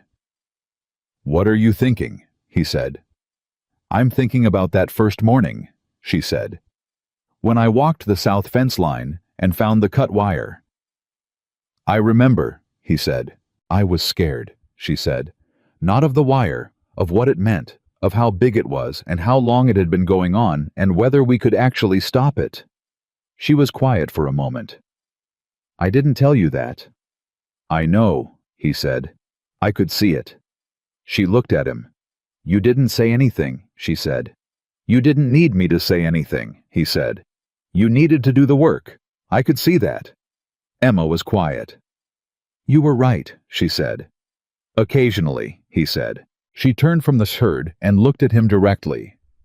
"Roy," she said without looking at Roy. "Yes," Roy said. "Go look at your numbers," she said. "We'll look at them after supper." Roy went. William looked at Emma. "What?" he said. "Nothing," she said. "I just wanted you to myself for a minute." He looked at her. "In 8 years of running this ranch," he said, "I have never heard a sentence I liked better." She took his arm. They stood in the yard in the April sun and looked at their land. Carter Ranch, all of it. The original acres, and the new northern parcels, and the creek crossing that was clean and clear and completely legally, permanently theirs. And the feeling that moved through Emma in that moment was one she did not have an immediate word for. Not happiness exactly. Happiness was too light for it, too simple. This was heavier and realer, the specific bone-deep satisfaction of someone who has worked for a long time toward something difficult and arrived at the other side to find it was worth every bit of what it cost. She thought of her father. She thought of the farm they'd lost. She thought of the boundary dispute that had taken everything before she was old enough to stop it, and the promise she had made to herself when she was 14 years old, standing in a field that would never be theirs again, that she would learn how these things worked so she could see them coming. She had seen it coming. She had stopped it. She was standing on the other side of it. And the voice in her head that had always sounded like her father, calm and direct and honest as water-finding level, said something she had not heard it say before in all the years since he died. "Well done." She breathed in. She breathed out. William's hand covered hers on his arm. "You all right?" he said. "Yes," she said. I'm thinking about my father. Good thoughts, he said. He'd have liked this, she said. All of it. The land, the work, the way things resolved. She paused. He'd have liked you. You said that before, William said. It's still true, she said. He was quiet for a moment. Tell me something he said. Something you haven't told me yet. Emma thought. He said the hardest thing about good land is that you can't keep it by holding it tight. You keep it by taking care of it. Tight hands choke the thing they're trying to protect. She looked out at the herd. He was talking about soil management, but he meant everything. William was quiet. He was right, he said. He usually was, Emma said. That summer, Pete Aldous' daughter came to Carter Ranch on a Saturday with a difficult horse, the way Emma had said she could. The girl was 12, named Clara, with her father's blunt directness and her mother's patience, a combination that Emma recognized immediately as the makings of a good horsewoman. The horse was a young gray gelding who had developed a biting habit that had convinced Clara's father that the horse was simply mean, which was the conclusion most people jumped to because it was easier than the other explanation. Emma watched the horse for 10 minutes. Then she said to Clara, "He's not mean.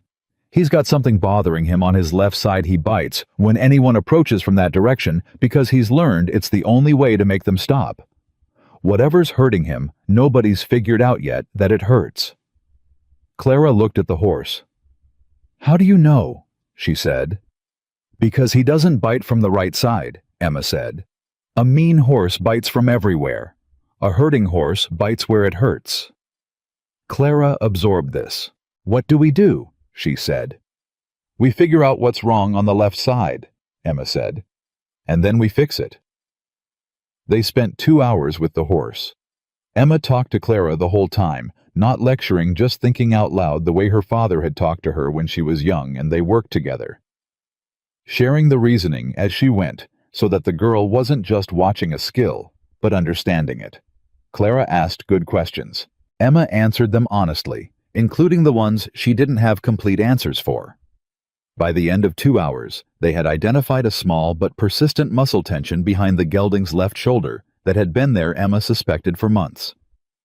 Probably from a minor fall that had seemed unimportant at the time and had gradually become the source of every problem since. "You fix that," Emma said, "and the biting stops." Clara looked at her gelding. "He wasn't mean," she said. "He was asking for help." "Yes," Emma said. Clara looked at Emma. "How do you know what they're saying?" she said. "When they can't talk?"